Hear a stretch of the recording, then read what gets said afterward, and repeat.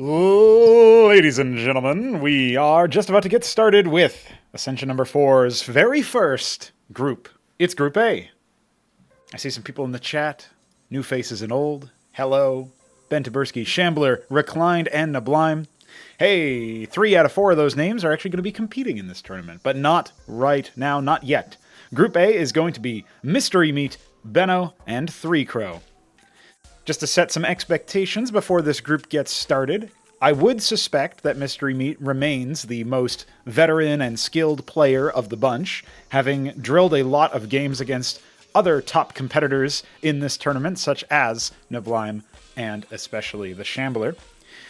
Actually, the Shambler and Mystery Meat have a bit of a rivalry between the two of them. They've each taken one tournament so far, as soon as we started the paid series of tournaments, which was with Ascension number 2. That was Mystery Meat's tournament, or rather, that was Shambler's tournament, and then Mystery Meat won the most recent one when Shambler off-raced as Protoss. Now Shambler's going to be back as Zerg, but again, we'll get to that in the future. Mystery Meat and the Shambler having parity between them. And actually, I should shout out Nablime as the other top player so far that we've confirmed. But if Connor decides to make it to this event, there's a chance he doesn't make it to that last group, and Alexander will step in that case. But if Connor does make it, that guy runs the Home of Starcraft channel. This guy lives and breathes Starcraft. I wouldn't be surprised if he shits Starcraft. That guy's a legend. So we might see him take on Nablime and maybe get some good hits in, maybe do some damage. We'll see. We'll see what happens. But yes, indeed, this tournament will tell us who the strongest player is so far in the pool. Of course, I have a feeling that Ascension number 5, or maybe some in-between tournament, will actually feature some currently active amateur pros from the Foreign Brood War scene. Not 100% sure about that one just yet, but it seems likely since the word is spreading, which I do appreciate all you guys who are talking about it in your various stream chats and Discord servers. Always appreciate the word getting out there that there's a sort of like a weird competitive offshoot of StarCraft 1, trying a very different approach to game design and such, but creating some memorable moments along the way. So always nice to see. Now, we do have some business to attend to here because, like I said, Mystery Meat is going to be the primary guy here. I would expect him to top the group. The last 2 times he played in a group stage, he actually didn't lose a game, I think. And that is obviously pretty significant, just based on that. He might have lost 1 game to Shambler in the group stage of the second tournament, but if memory serves, I think he went undefeated in all 3 tournaments that he's participated in thus far. So he's going to look to maintain his legacy and, just not even bother losing any matches to the likes of Benno and 3 Crow. But those 2 players are probably even in skill. So Benno and 3 Crow should have a barn burner of a set when they get to their own determination of how they're going to qualify. I will have assistance with the cast on this one. Iskatumesk is lined up to join me, and so I'll go ahead and send him a message right about now. And then we will start to set up for the initial coin toss, see exactly who's going to be playing in our opening match here on Repulsion.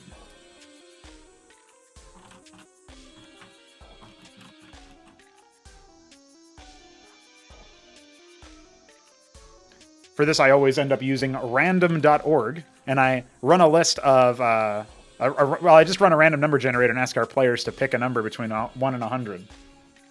So we'll see what they end up having to say for it. Let's get Mesk on the cast and see what he has to say for himself.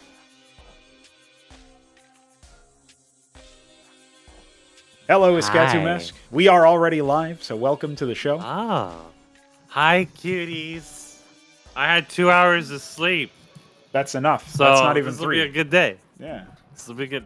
No, it's not 3, unfortunately. If it was 3, maybe I would have actually gotten some deep sleep, but that wasn't the case. It's all right. Maybe watching Benno and Mystery Meat play TVT will help you with that. We'll see. See what happens. Oh, Mystery Meat. Benno Meat. Who's going to meet the meat and the meat of meat? We were just talking about the strength of Mystery Meat clearly being the top player in this group, but Benno and 3 Crow are probably evenly matched, if I had to guess, especially considering 3 Crow's playing Protoss and not Zerg, so this is going to be an interesting show. He got tired of Kagran dropping to victory all the time. Yeah. Okay, I will share some inside baseball here.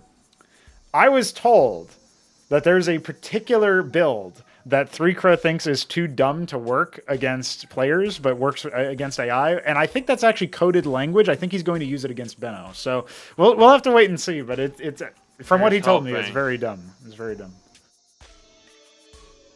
All right. We are on release or pre-release. Release this time around. I'll go ahead and host our match here. Yeah, give me a moment to get Sure. everything. It's been a long time since I have had anything to do with this, much less casting it. Although, from what I heard, you had some FFAs that need to be casted. There was a free-for-all match that did get played that was pretty amusing, and actually it featured the return of Luciferius. So yeah, you never know. Oh. Maybe he'll surprise you or something. I don't know. There were some alliances, there were some shenanigans, but that's for later on anyway. Let's go ahead and host Repulsion here. Is it like a really nuclear old version? Because I think you've done a few changes to it since the last tournament. For what exactly? The project. Well, yeah, you could just use the updater. Should be fine. Yeah.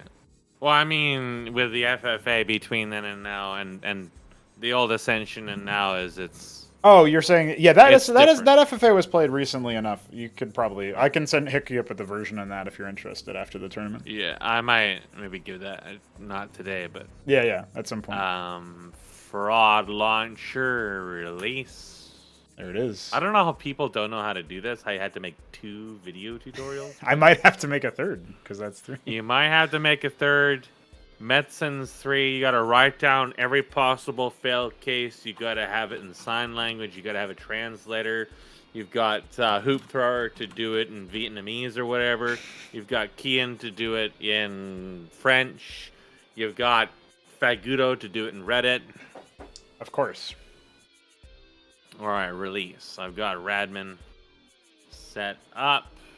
Radman no longer complains about not being updated, it seems. Hey, that's pretty good. Or maybe I instinctively closed it. I don't know. Yeah, I haven't played this in a long time. I haven't cast it in a long time, so I'll need probably some catching up.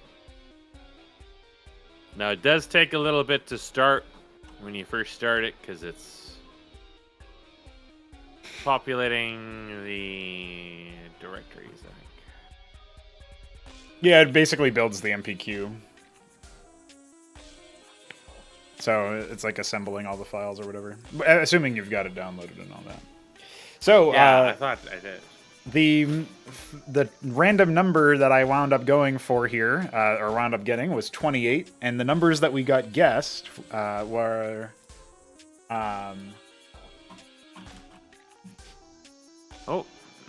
99, 67, illegal instruction. When I did you do attempted to that? run multiplayer. That doesn't sound right. Yeah, that was a weird one. Let's try again. Try again. See what happens. Nope, it didn't crash this time. Here, I'll give you it just in case you think it is useful. I did not get it the second time, so. Yeah, I have seen that before. That's like a Windows that's really odd. I've never seen that. I forgot one key detail here. You see, I've got to turn off Windows Firewall. Classic. I guess I might be the only person who ever actually needs to do this, and I have no idea why. Yeah, just to connect to multiplayer lobbies. I think it's using something Radman. to do with Radman, and I don't know. Yep, now I see it, of course. Classic.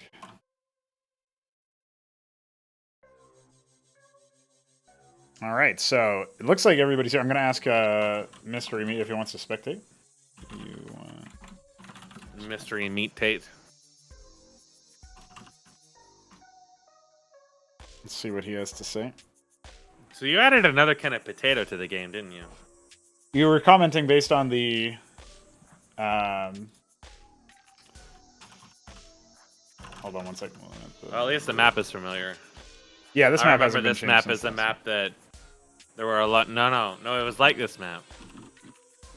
It was the other map that was like this map but had more choke points in it. This is the larger map.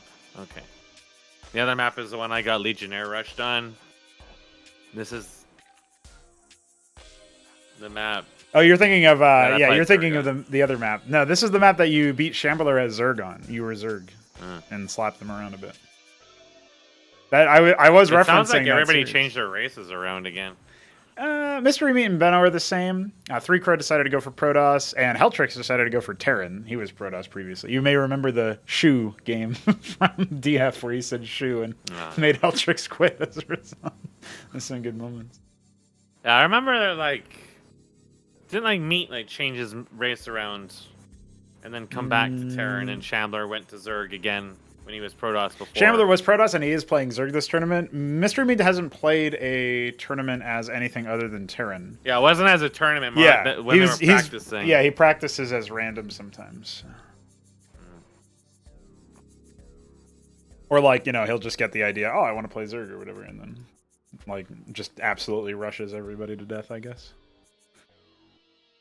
Oh, we haven't heard back from Mystery Meat just yet.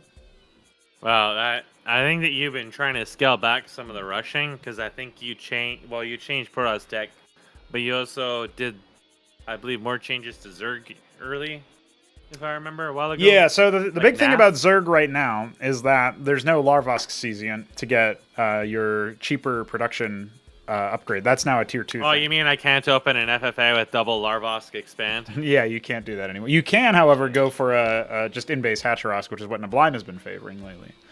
So that's a thing. But Wait, he's playing as Zerg now? Nablime is going to be Zerg, yes.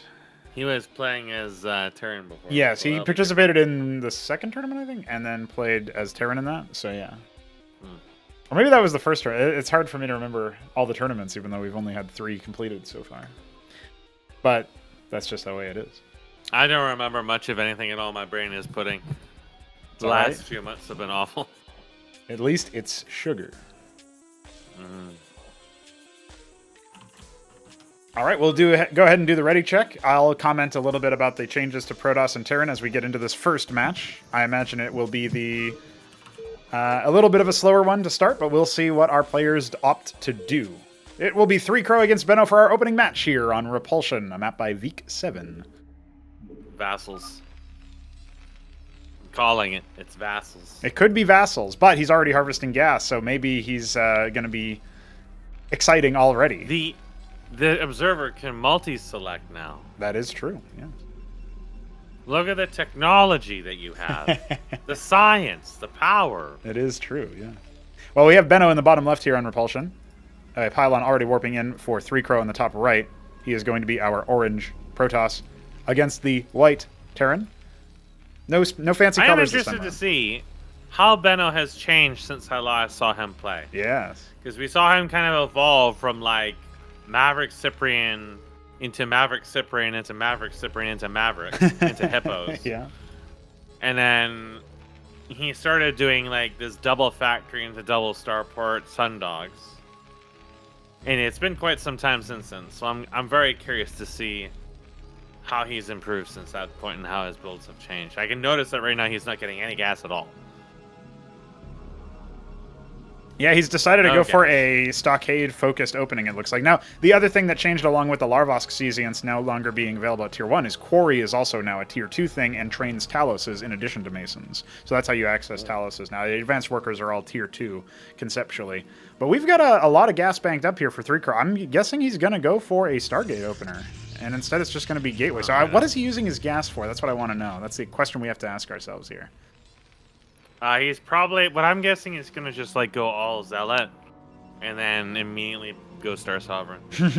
Star Sovereign's pretty good against Mavericks, so. Yeah. He just wants to tech rush immediately, you know what I mean? He's Now the real question I have, other than just the builds, is Benno ever going to do early aggression? Or is he going to be very, very passive like he normally played in the past, where he got intimidated by occasional wardens and such? Now, I don't think he saw if there was any gas miners or not. He didn't get that close, but he never saw Fulcrum anyway, so. Yeah, he wouldn't have spotted whether or not there was any gas miners. He actually drops a warden defensively, so that's 150 minerals down the pipe there. I don't know. Maybe that we are probably going to be in for a slower game based on how this one's opening up. That's what I'm thinking. I don't know. Maybe he's doing it because he's going to go tech, but it's not going to stop this worker anyway. So right, yeah. Whatever he's saving for, it's probably going to get scouted if he builds it anytime soon. He's going to be at 300 gas soon. Yeah, I really wonder what he's holding out his gas for. I wonder. Meanwhile, Benno built a watchdog. Yeah, he's he worried. knows the vassals. Yeah, he's worried about vassals. Worried about the vassals. Yeah. It is 100 minerals, but when you see a warden in the and by the cliff here, you kind of know instantaneously. Oh, okay, my opponent's not going to be doing anything too aggressive either. So it's almost like a wash, or rather Terran favored. And off the back of that scout, he feels confident enough building a ministry. He's going to lift that and land it over in his natural. With Corey being tier 2 now, you can't. The treasuries; those are right. tier 2 now. No. The treasury is still tier 1, but the Quarry add-on to train workers is tier 2. So you can't build workers off of the treasury now. So it's not as valuable to build the treasury early on, anyways. Yeah. All right. I mean, I can still see some cases for it depending on the map. Yep. Yeah, if there's like a small base or something. Workers. Yeah. Now it's going to be an Ardent Authority. Now you have condensed the Protoss tech rather substantially, so the Ardent Authority is much more valuable as a structure now. You don't just instant get siege tanks and hippos with it. Yes, yeah. It's not just about the analog. Yeah, it's also about the, basically it has the Cantor and the Architect on that now as well. Oh, yeah, so the Omen or whatever is gone, I think, as well. Yeah, that's now on the Stargate.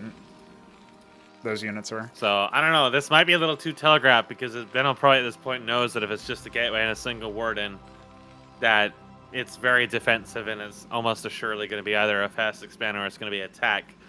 The Watchdog tells me that he's expecting the tech. Right. But if he doesn't adequately prepare for it,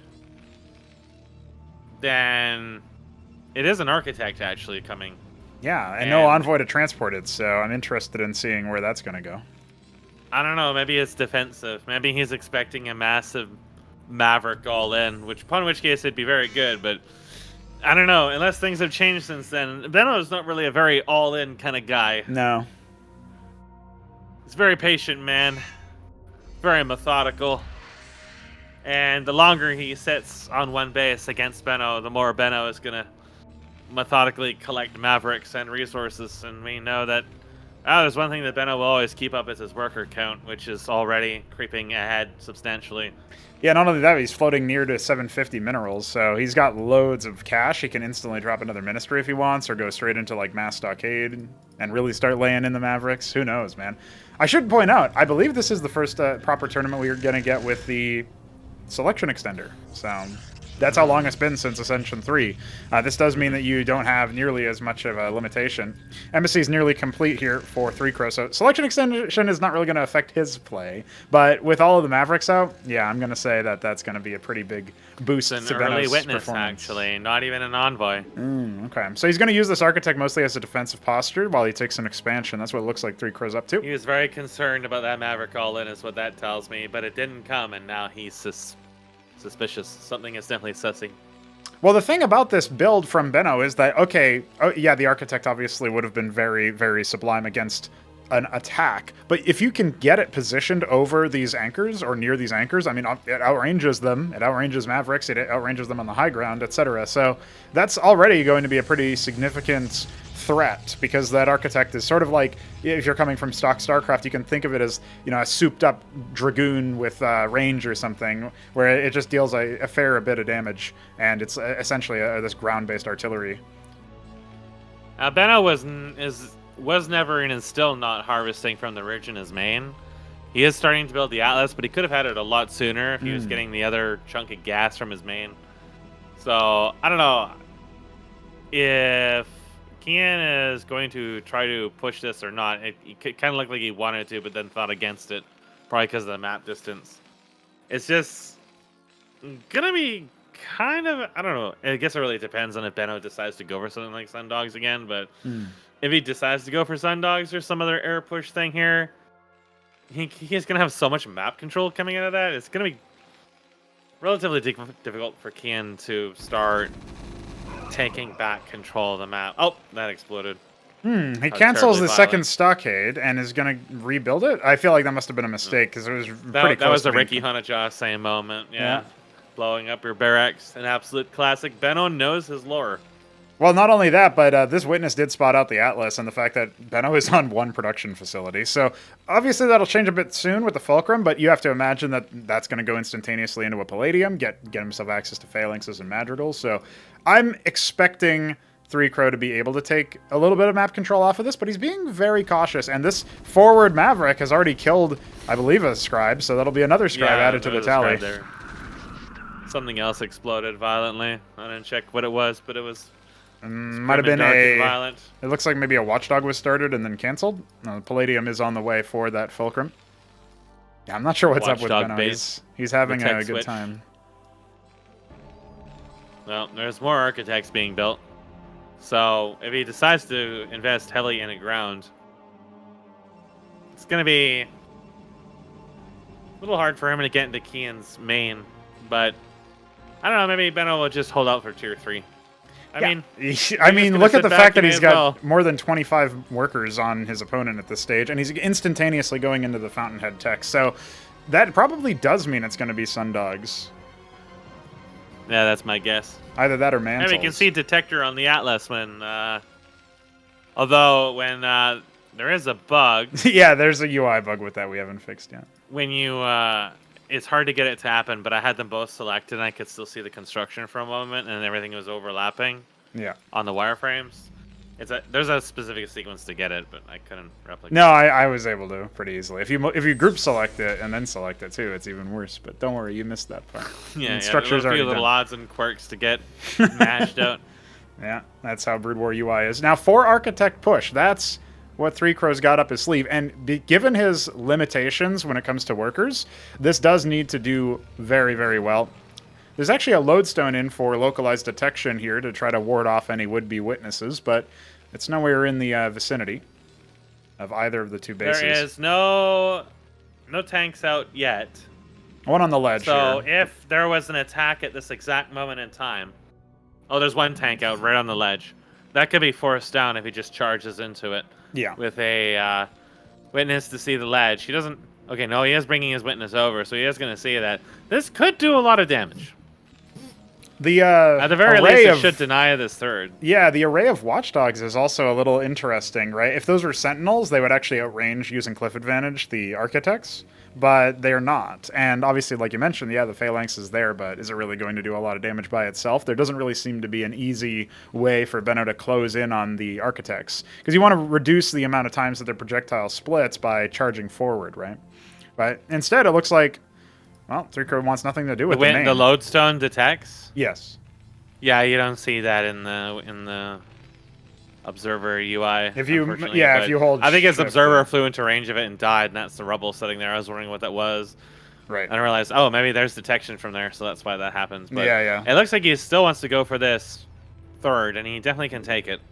Yeah, it's only infantry here. They will fall to the architect missiles. But right now his focus is back at home. He's adding more defenses, yeah. He's also building a wall of cannons. Both players are expecting some kind of drop here. And this one Maverick it's not coming from either of them. Look at the top left. A third Maverick kill is on the cards. But the assault is coming in before the Sentinels even finish. And I think, yeah, it might not... Okay, one of them does go down. The repairs are going to be started onto the Watchdog. That's not really going to help the fight too much. And, yeah, it's just a question of whether 3 Crow can, weather the storm long enough. And indeed, the missiles start flying out. Mavericks have finally met their match. Now, it took a long time, but it happened. Yeah, back at home, the starport, it does have the rotary attached, so it can train Sundogs out or Salamanders. But he needs a pretty high number of this to contend with the heavy artillery of the Protoss. It does feel like an unfamiliar situation for Benno. I'm not sure how often he's played against Protoss at all, let alone the particular build that has been elected here by 3 Crow. He never really scouted out the architects, so yeah, he only has 2 tanks at the moment, which if he's not careful, they can be picked out. But with a witness being dead and not being replaced, this ledge is not being seen.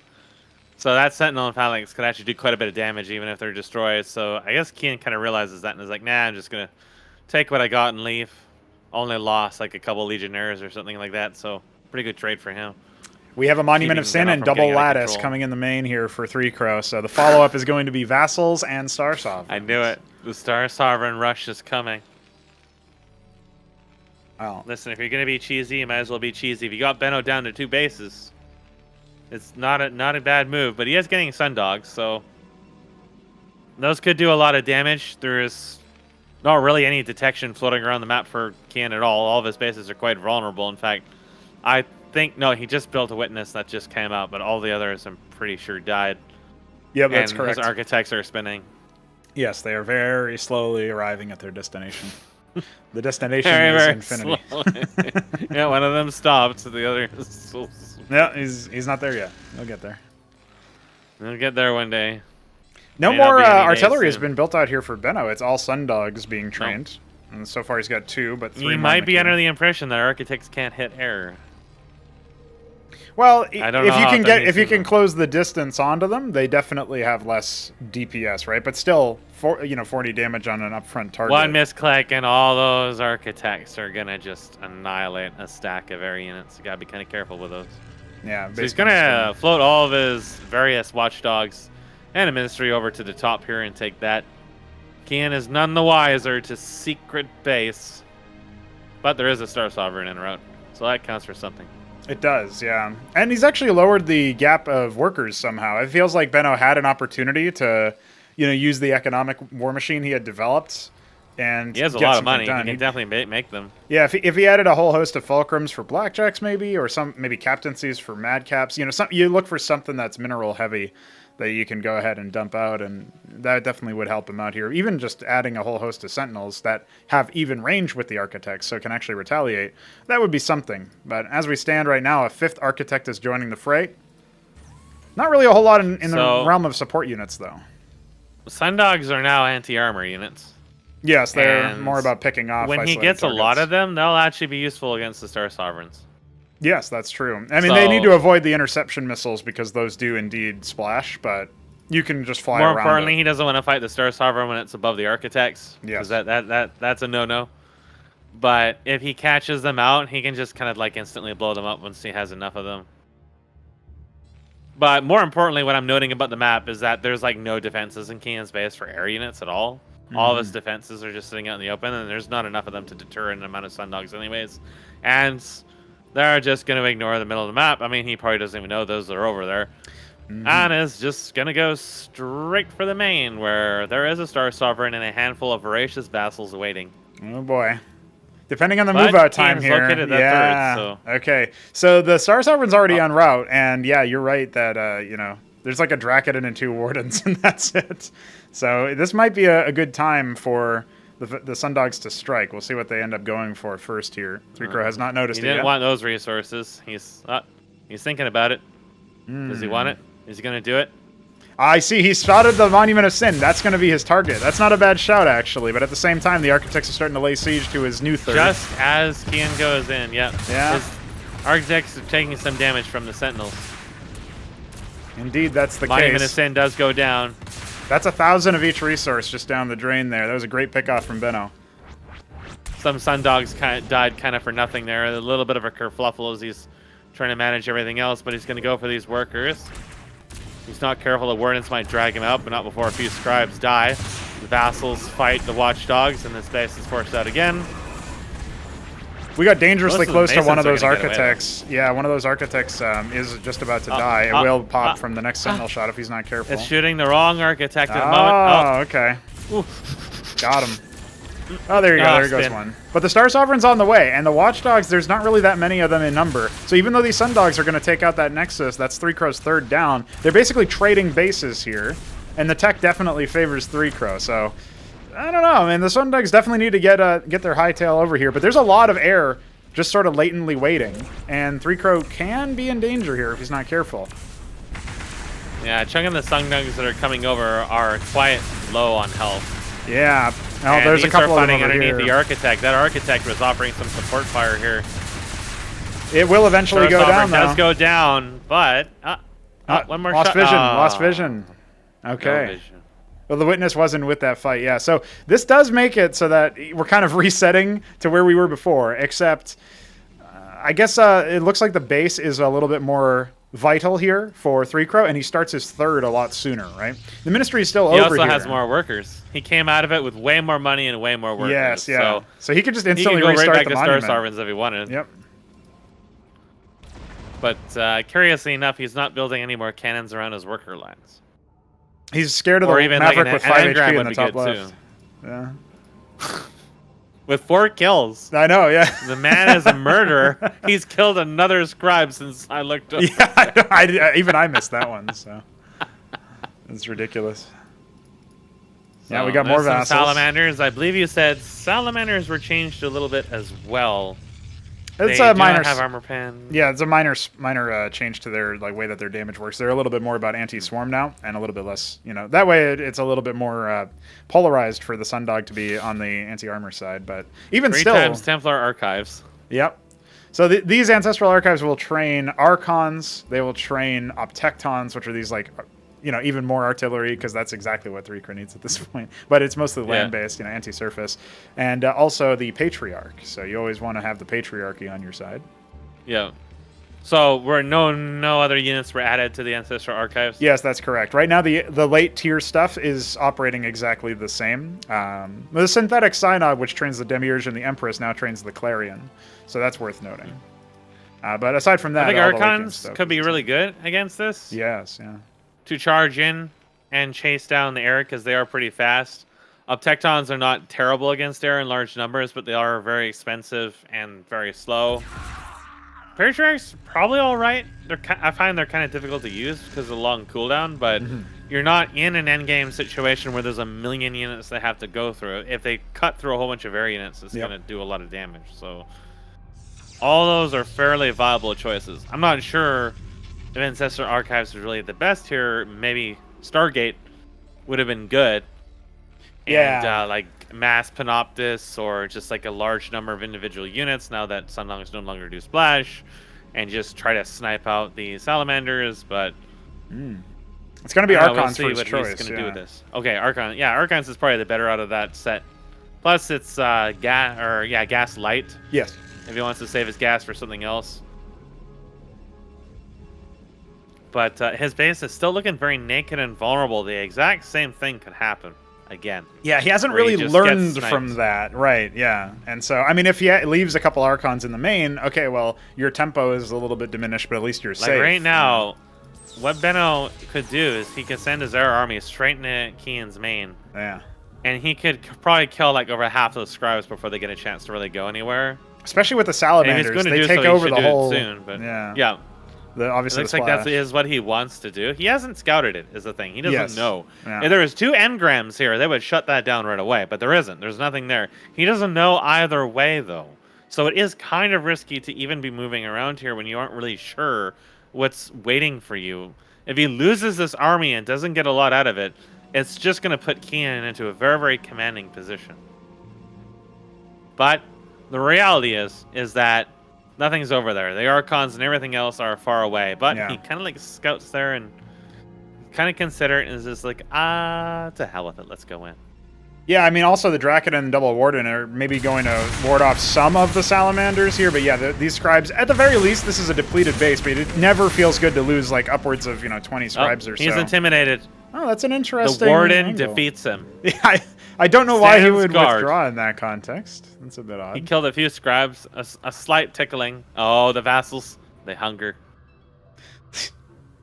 There was a very lackadaisical response from Kian in that regard. He was like, all right, you're leaving, see ya.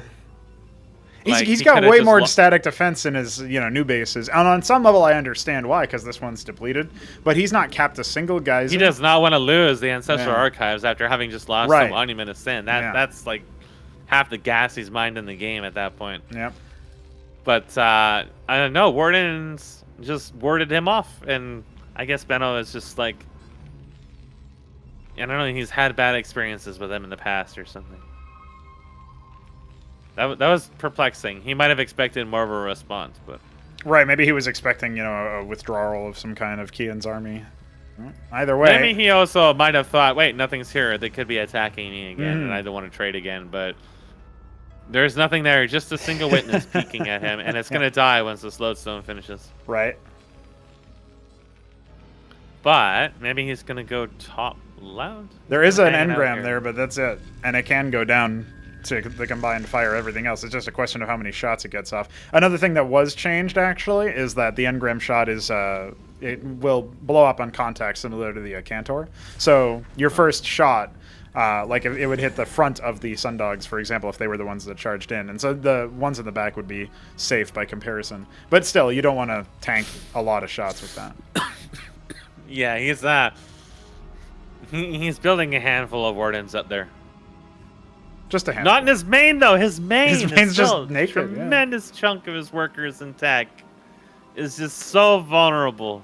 Crucially, he's not transferring workers from his main or his nat to his third, which still has very healthy resources. Yeah. And neither of our players look to be interested in expanding, although I say that there is a couple of turrets going down on the bottom right-hand side for Benno, so it looks like maybe he will be taking that as his fourth base. But he's also not really saturated.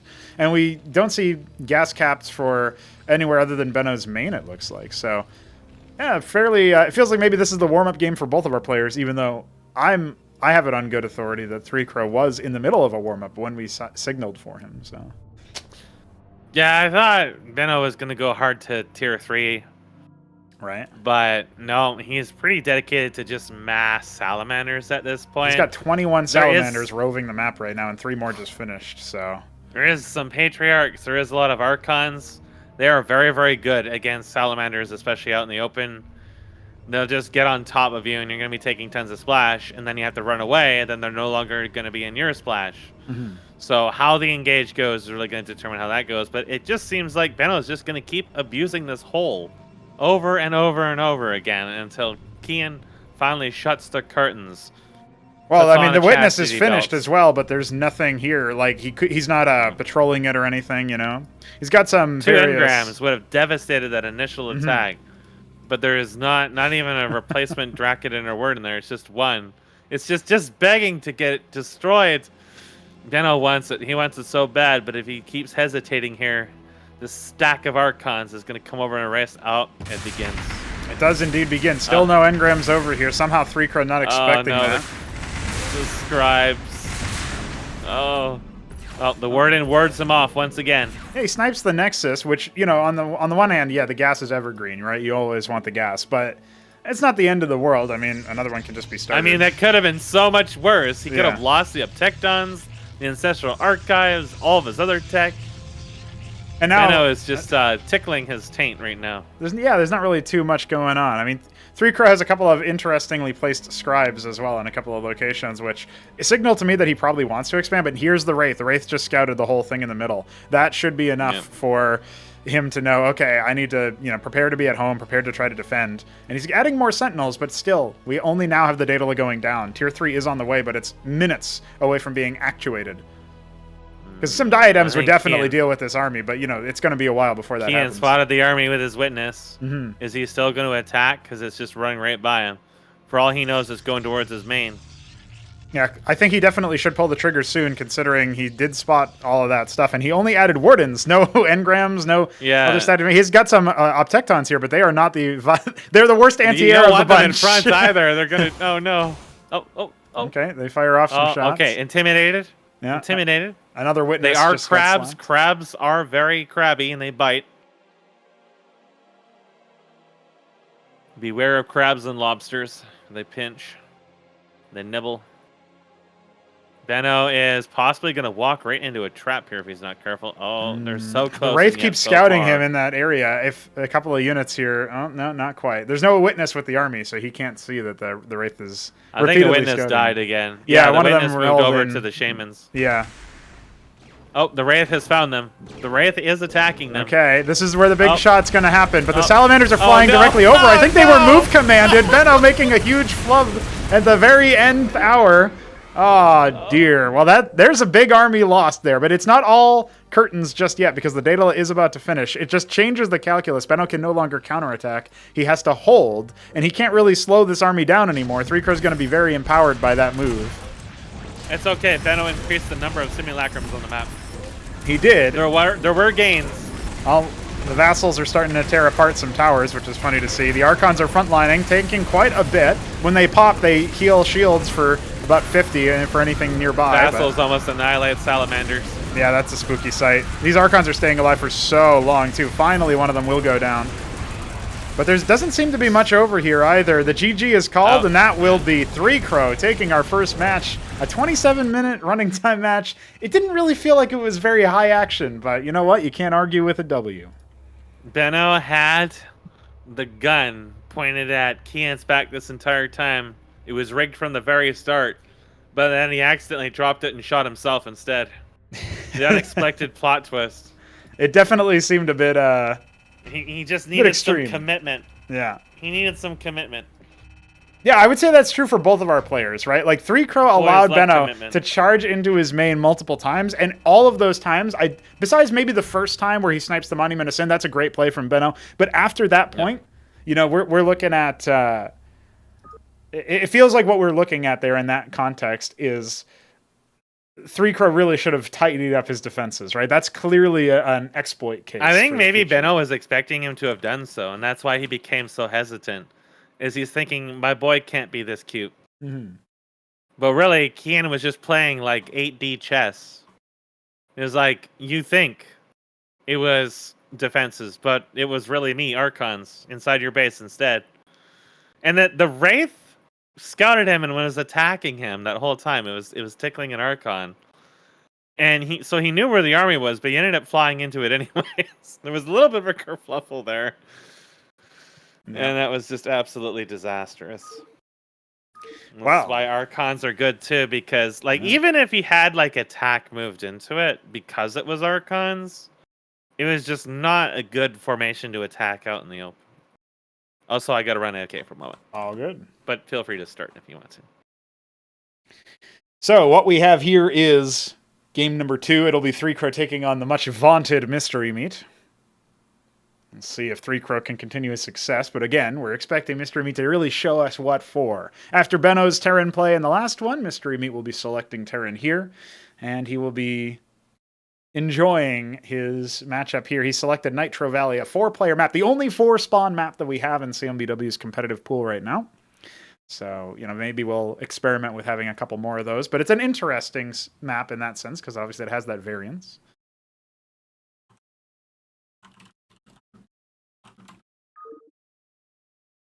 Reclined in Twitch chat says, are cannons stronger in this game? Yeah, so I would say Wardens is the new name for them. We renamed a whole host of units. It actually does help. Once you learn them, it helps communicate, because then I can compare like the Warden to the Photon Cannon, right?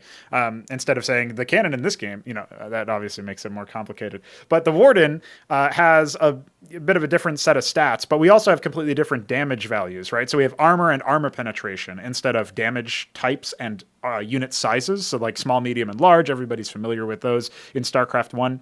That's where like the Ghost doesn't do any damage to most units in the game. So we removed that because we feel like it's basically a hard counter thing. And what we opted for instead was armor and armor penetration. So you just have a flat set where if you have no armor pen, then you ignore no armor. And so if you deal 5 damage and your opponent has 5 armor, you're actually going to deal a minimum damage of 1. You can always only, like the lowest amount of damage you can only ever do is 1. So that's basically how that one works. And so, yeah, though, as a result, the Warden has different stats, definitely. But in actuality, I would say Protoss units in general are much better at bursted engagements due to their flash shielding. And the way that Wardens work now is that if you can really focus them down, kind of like you can in StarCraft 1, but if you fail to kill, cement the kill, they can get their shields back very quick. So that's the only real thing that you have to watch out for them. They obviously don't have a projectile anymore as much as they have like a ray, so it's their projectile is much faster. So that kind of helps with them securing kills a bit faster as well. That's another thing to make. I thought you were going to say fail to kiss. Can't fail to kiss. What sleep deprivation does to an MF. All right. We'll do a ready check. Just to make sure our players are on the ball here. Okay, so 3Crow has faced off against Mystery Meat on this map before. In the previous one, you may remember, Mesk, there was an attempt at a Ovaleth Zephyrcore drop from 3Crow.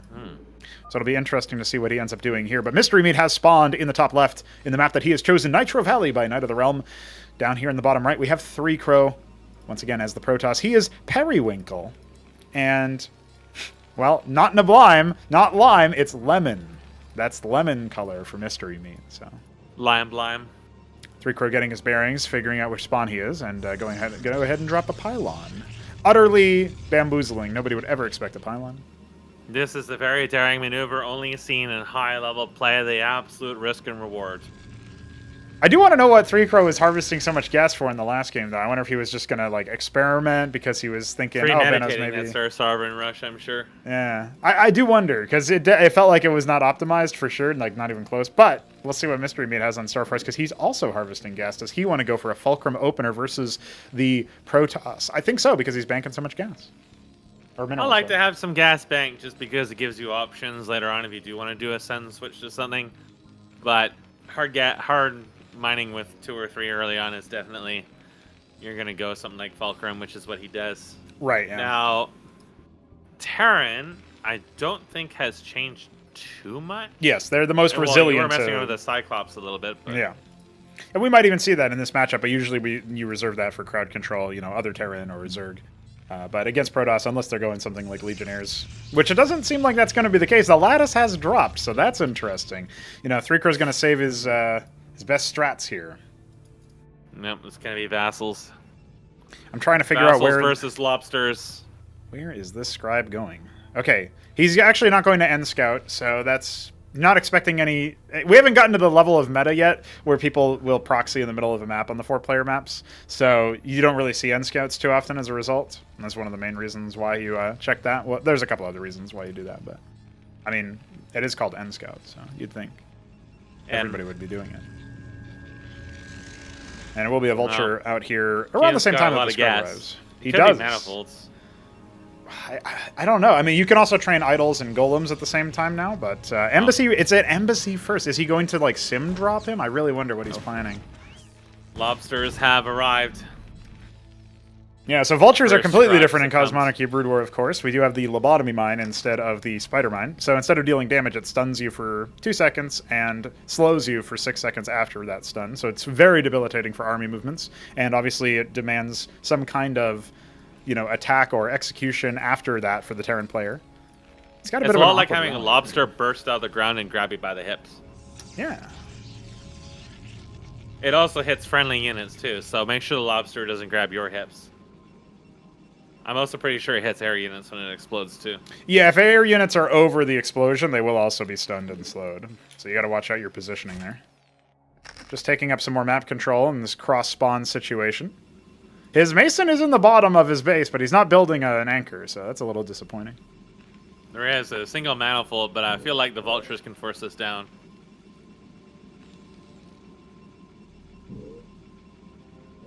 Enzo Lex is informing you that... Yeah, I saw the message. Have a scheduling limit.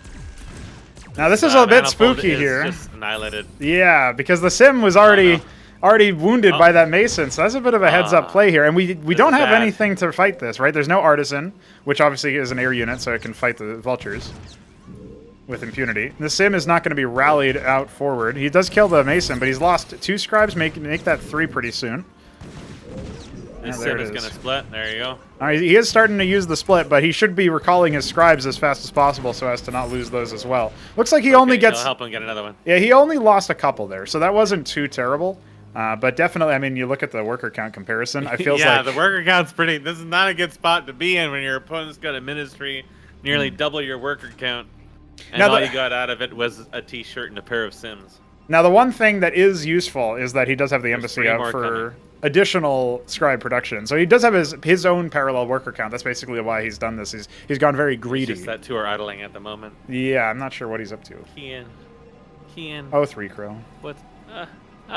You got 3. That's 3. Don't forget that. There you go. Got him. He's back. Got him, yeah. All right. Now, I thought those 3 Vultures were just going to all in, but it seems like Mr. Meat's like, nah, I'll just hunker down for a moment. Looks like he's just scouting around, dropping down some lobsters, getting his coral reef set up. But they might try to dive this anyways once they have depleted their lobster count. They start with apparently just 2 lobsters now as opposed to 3 spider mines. Lobsters are larger than spiders after all. They are going to try to force this down, and I'm pretty sure they can.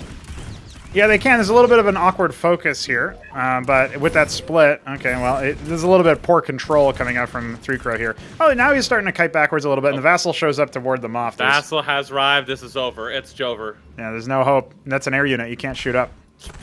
It's going to tickle you to death real slow, like. It's going to be disgusting. Now, there is a second Lattice coming up over here, and yes, you're right, a 3rd Fulcrum nearly completed as well. So, all right, Hey, we're starting to see the macro engine of the 2-base Terran mech play, and 3-Crow seems mostly unprepared for it.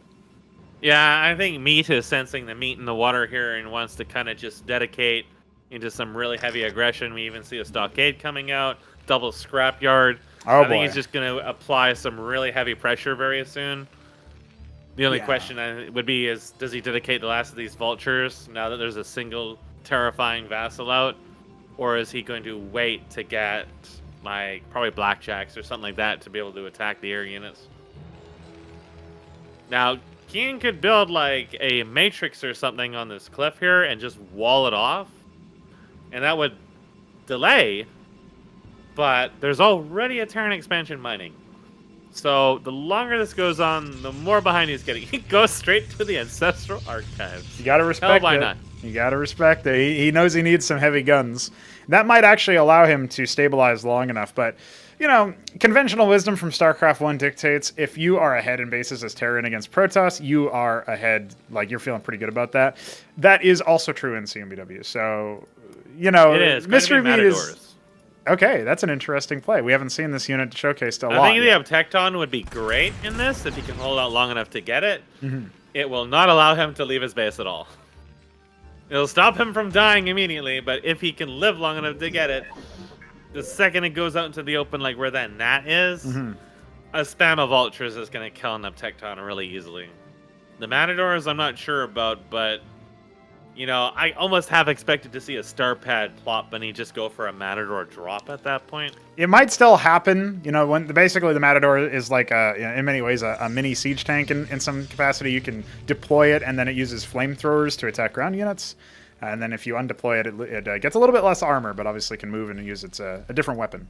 So it's sort of exchanging that. The weapon is very short range, but it does deal a reasonable amount of upfront damage.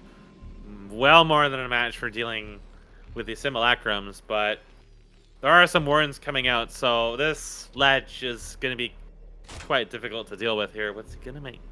I think he's holding out. He's holding out for a long time. I think he's going to get the Uptecton. Yeah, he's waiting for the money, I think. Although, honestly, I'm not 100% sure. When his APM goes super low, it's like he's looking through the build menu and he's considering his options. But there it is, the Uptecton. There it is, March of the Crabs. The question is, can he get it out in time, right? Because at this stage, the Matadors are massing up. There are clerics here to repair the vultures with their nanoguns. That's the new lore, by the way. Depends if he wants to really, like, force himself through these wardens, if he thinks he's going to take more damage than really is. There are 2 manifolds there. If the units come up single file, they could die. There is a flying vulture. Actually, 2 of them in that anchor. I think it will be met with a warden shot, so it shouldn't get too much damage dealt. But it might be enough of a distraction to throw Kian off.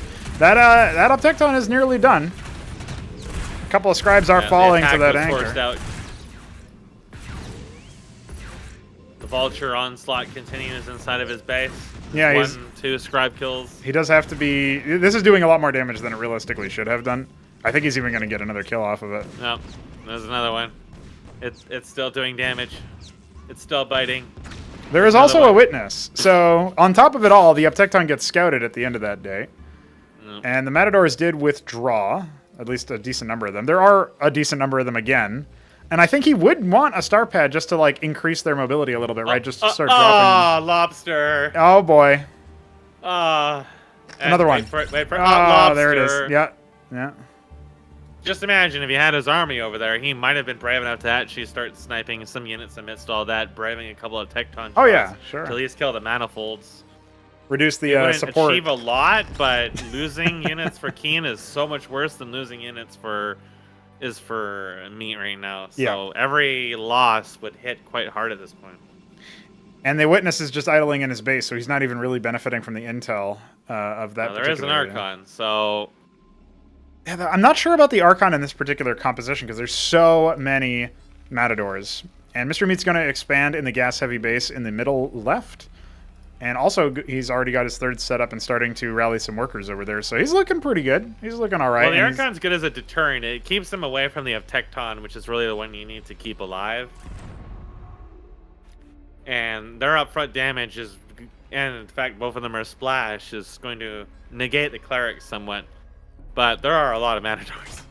There are a lot, There we and at go. the same time, Tier 2 is on the way here for Mystery Meat, as well as 3 additional Fulcrums back up there. So it's feeling pretty hopeless here for 3Crow. He might even get himself into a false sense of security if he cancels this Ministry to the left. Yeah, you gotta watch out here because if you don't scout out the lobsters, they are gonna pinch you. And the last thing you want is the Archon to get minced up by endless lobsters, unable to land damage, and then just get killed. All right, well, And it doesn't this look like Meat Ministry wants to finished. do anything about this. He's just going to lift it off. He's intimidated by the Archon and the crab. Now, it will escape, but it might start burning down depending on how many Crab shots is he just gets. a different kind of lobster. In a way. Another Archon being trained. Oh, lobster. Now he's scouting the lobsters. Now he's knows the gig is up. Yeah, okay. Witness is here to deal with your lobster shenanigans. Well, is it, though? Because he needs to really be leading He his needs to line charge. himself to get pushed back a little bit, but we can see the Paladians are coming. There is a lot of Fulcrums. They are spamming Blackjacks. There's a handful of Goliaths. Now this army is looking a lot more scary, and look at that. It's the new Huracan graphic. I haven't seen that yet. Yeah, it's Ahmed, dude. I don't think he's going Ahmed to do is too much big in this and particular fight, but he's okay. He's Ahmed. He's Dude, he just took an tanky. Optecton shot to the face, and he's still alive to talk about it, but not for long. Lobster. The lobsters are keeping them at bay, and the Archon did fall almost instantaneously here. The Matador is not really getting too many clutch shots off on any one particular Tecton is unit. trying so hard Yeah. to hold the line, but the other crabs are just too squishy, too frail. There's just so much beef. Yeah, there's way too much meat here in this army for Mystery Meat. It's no longer mysterious. It had a witness over it and everything, which also seems to have died. And that is Yeah, the there was only a shame reason. in there that had deployed in the Yeah. back just to keep him healed up. Well, that Ministry hasn't did landed, but, I mean, at the same time, okay, you've got this Nexus, you've got all these static defense structures, you've got nobody mining at that natural, though, and your main's already starting to deplete. So. Meat could just steamroll this down right now if he knew that there was nothing there but the Archon, but once the Warden's finished, then it gets a little more gooey, a little more sticky boy syrup. But he has 3 phalanxes. He does, and he's hitting a star pad as well for more mobility. The thing that gets me about looking at this situation is that 3Crow only now started resaturating his gas. I was wondering why he didn't add more Optectons and instead relied on Archons. I think it's just because he didn't realize that that anchor drop killed all his gas workers, and he never really took proper the stock last of it. Vulture got like 2 or 3 of them too, so not reharvesting. There is still a Mason over there. There could yet be another one. Oh, the scribe is doing some brood Don't worry. pathing shenanigans. Lobster. Lobster. Absolutely owned, dude. Lobster. If you had a build command queued, it gets interrupted by that. And that can also set you off. Yeah. Now he's discovered that there are wardens over here. Yeah, that's where the phalanxes come in, and they are on the way. Beautiful But, new you know, models. it's only 2 manifolds coming. Yeah, there's really nothing. this He needs tank push is Optectons on gonna the be- cliff, but he's got nothing. Yep. And instead going for an Ardent Just Authority. an engram up there would have been enough, but he doesn't have the gas for any of that now. Yeah. Yeah, I think switching his tech even further at this point is not the play, per se. Oh, he went an Ardent Authority. That's Yeah. ballsy. Tectons weren't bad. He just needed more than one of them.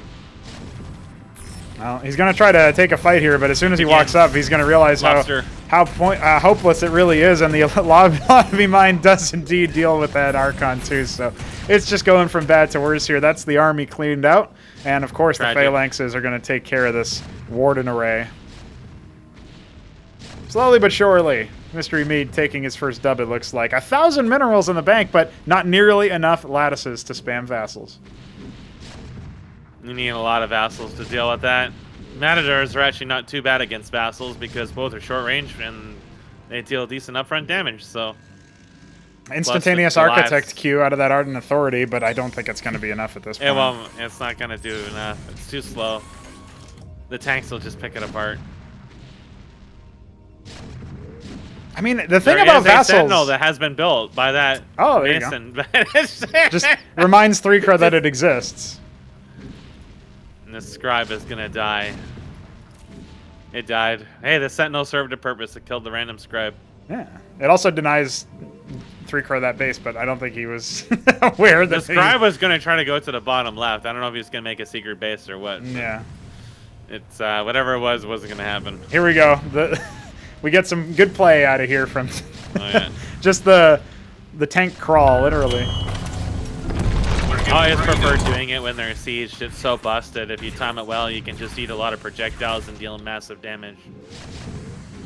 Hey, thanks for the raid there. I have no idea how to say your name, so I'll just call you Air N. Thanks, Air N. Appreciate it, dude. Air N. Air N. We're in the middle of a cast of our own. And this time around, the Architect, he can't really quite path through the minerals, so only a few of them have been depleted. The Simulacrum even blocking him on the way. Are blocking this is just gone from bad to worse. I mean, the writing was on the wall. 3Crow will not be extending his lead in the group so far. And it looks like Mystery Meat's going to get on the board nice and quick. I'm not sure the Architect can actually do enough damage to outheal the clerics that are down there either, and it just died instantly anyways. GG is called. 3Crow will fall, and that will give us our next match between featuring Benno, of course, because Benno is going to come back into it now. Yeah, I feel like really what hurt with that particular match for 3Crow was the vultures in the early game, just catching him off guard. And he did scout Mystery Meat second. In a cross-spawn situation, you'd think that would be enough. But it felt like him going for that fast embassy play just to upgrade his worker production, that was a greedy play to go against sort of like blindly, not really knowing what Mystery Meat was going to be planning. Yeah, even if that was just a warden or something, it would have helped keep the vultures outside of his base. Right, yeah. And then they wouldn't have done so much damage to his workers. Also, the fact that he continued to go for simulacrums when it was like Vulture Matador, they just were not going to be able to frontline against all that. Mystery Meat constructed 69 structures. I want that to be known. That's a good number. That is a good number. Did you get absolutely bopped? It looks like somebody tried to link something and they got owned. There you go. You can use the exclamation point command. Easy. Easy times. Behavior asks, what is this unholy rendition of the Craft of Stars? Dude, this is Cosmonarchy Brood War. The sequel we never got. TBH. That's what I think. I'll have to get rid of Nightbot's link piracy. Let's go to... Yeah, but what if somebody else wants to link a rule 34.xxx or whatever the hell that was? They just get fucking bopped immediately, of course. Let's see. How do I even check that anyway? In my head canon is it was like Goku Frieza kissing or something. It was just some AI generated nonsense. Goku Frieza kissing AI generated realistic. Well, we're going to be starting off of our third match here in Group A. Infinite Velocity is the map. If you guys haven't seen this map before, you're in for a treat.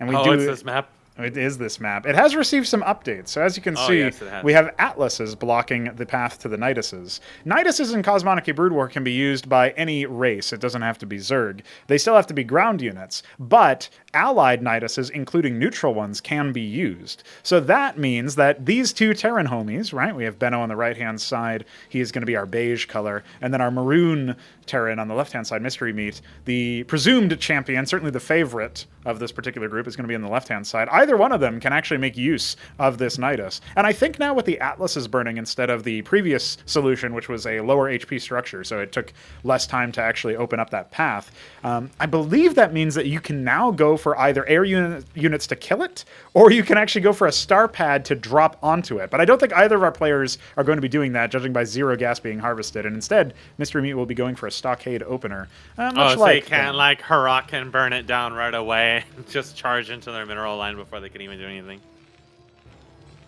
Yeah, pretty much. Pretty much. But Huracans might feature in this match anyway. Mystery Meat is a big fan of the Huracan, so... Yeah, so you've definitely seen some Ahmed activity. Lots of Ahmed drops. And otherwise, if they just destroy it, then... I don't know, like, has Benno played against Mystery in Ascension 1, didn't he? Yes, and I think he was also playing against him a little bit since then, you know, just random games and stuff. Because it always feels like Mystery's play style, the early game aggression and the cheese, is precisely what Benno will struggle with the most. But he has a lot more experience now than he did then, so we did see still some of that weakness against Kian, though. Yes. So I feel like that if Mystery was paying attention to that match, he knows that this is still quite viable to do weird, silly things. And just being really, really cheeky, but nothing really cheeky yet, just single Maverick. His next structure will probably hint more or less of what his strategy for this is going to be. We do see 2 Mavericks from Benno guarding the running Atlases, 3 of them now. Now, actually, one of the things you can do is if you go for a Huracan to rend the armor of the Atlas, you can attack it, and then that will make it a lot easier for something like a Maverick to pop through it. So we could still see like a surprise move, but it doesn't really look like it's going to be the case. Mystery Meat has arrived with his scout a little bit ahead of schedule, and actually he should even be able to ward off or at least do some damage to Benno's scout here. He's going to go ahead and stim after it, already gutting it down to below half HP. The mining has actually been changed rather substantially in this. A dude in chat. Oh, yes, about the mining acceleration. Yeah, well, since Mystery Meat's the only one harvesting gas, yes, indeed, you can harvest gas directly from the geyser. And I would say that harvest is a lot more sensible without the acceleration, but the main thing that you would look at is that we now return 4 instead of 8, and that obviously slows down the scaling of the game a little bit and gives you time to do some expansion-focused strategies. Actually, that Maverick did get pretty low, but Benno just goes in and goes straight for an expansion. It looks like both of our players kind of mirroring each other's builds so far, which is a bit amusing. Well, we'll see whether they start to deviate at any one point. So it is going to be a star pad from Meat. If we see Huracans being built, it'll definitely be an air horn moment. Oh, yeah, but absolutely. Since it's a fast expand, I'm not so sure he's going to do that right away. It may just be for scouting. He's being a little wary about this Nidus, but he's not going to move in to destroy. He's actually just going to build an anchor there and just protect against it, I suppose. But yeah, it could be waiting to use it for his own purposes. Yeah, he might want to use it. Yeah. Now, the one thing is you can't tell when your enemy is targeting the other side, right? So it's not like it updates the HP on both sides. So if, you'd have to actually like pop a unit through and see, oh, does he have anything over here? And that time is fast approaching. I was very wary about it. Yeah. All the matches, all the casted matches of this map, being puritism. Yeah, has struck fear into more than a few people, and you banned out Main Street. Yeah. So this has got to fill its very large shoes. Oh, they're both going to do the same thing, I think. He has stemmed over, but he's not. He is going to attack it. If he just charged through, he would actually shock Mystery Meat. But neither one of them want anything to do with that. And I don't think Mystery Meat was watching, so he didn't realize that it wasn't his Mavericks that killed the Nidus, right? He's just going to look back and maybe think, oh, yeah, whatever. But yeah, if Benno had just popped through, it would have killed all the Mavericks. Yeah, the absolutely. Didn't have anything in it. Yeah. So there could have been a lot of damage dealt from that, but he could have at least gotten a scout off with one Maverick to see what's on the other side. But yes, double star pad for Mystery Meat. That's going to be a pretty big deal. Mass Wraith. So, yeah, it will be early aggression. There is already a watchdog inside of Benno's mineral line, but one watchdog is not going to help against a large number of them. And, of course, it doesn't detect. So, we'll see if he builds the lodestone add-on. It's a new one. So yeah, the lodestone is available from tier 1. You can actually fit 4 infantry inside of it, or 2 Cyprians or whatever, and it's got the same space as an anchor. So ends up being pretty Cyprians useful. would shut this down right away, but what I have noticed is that Benno is no longer following the Cyprian dream, the holy path. That's right. Yeah, he's actually just banking for a very fast... This is the fastest tech up you're going to see because this map starts you off with 2 geysers in the main. So actually, Benno will go straight up, I'm pretty sure. Well, he did just spend a little bit of gas, but I'm pretty sure he's just going to go straight for it. I mean, if all he did was make a couple of Cyprians and stick them into those add-ons, the Wraiths would have a hard time succeeding here, but the fact he's not doing that could lead to him getting tickled. He doesn't want to show that he's about to tech up, and that Wraith was obviously right there. So he actually moves his Atlas and builds it right in the front. We'll see if there's a rescout for Mystery Meat, because that would have been very revealing. The expansions first, so he does not check the ramp, though. He does not know. That's right. He might suspect because nothing else is being built anyway. Yeah, I think that's why he's looking around. He suspects something, and he probably will see the Atlas. There it is. Now the jig is up. The Atlas is going to be on the way, guarded by a platoon of 19 Mavericks. Make it 20. There's not many Wraiths out yet, so he can't do too much about it at the moment. Fighting that number of Mavericks is not worth it, but yeah, he might be able to pick off a few workers. Yeah, there are, like you said, what is it, 6 Wraiths total now? So Okay, one Watchdog, you can repair it through that if you're on the ball with it.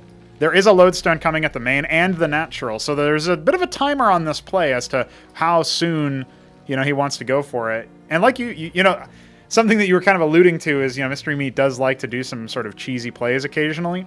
What could be kind of cheeky at the very least is coming in to try to, when the Mason, follows its path from the, top right, clockwise or whatever, see if you can pick off that Mason, and there it is, yeah. As soon as the Masons move out, instantaneous, I think Benno was actually shuffling a bunch of units over to the Lodestone in the top, but he moved all of his units, and now he's just, he's going to do it again to him. This is why you don't build your Atlas so far away from your worker line, because it will just get sniped right before it's done.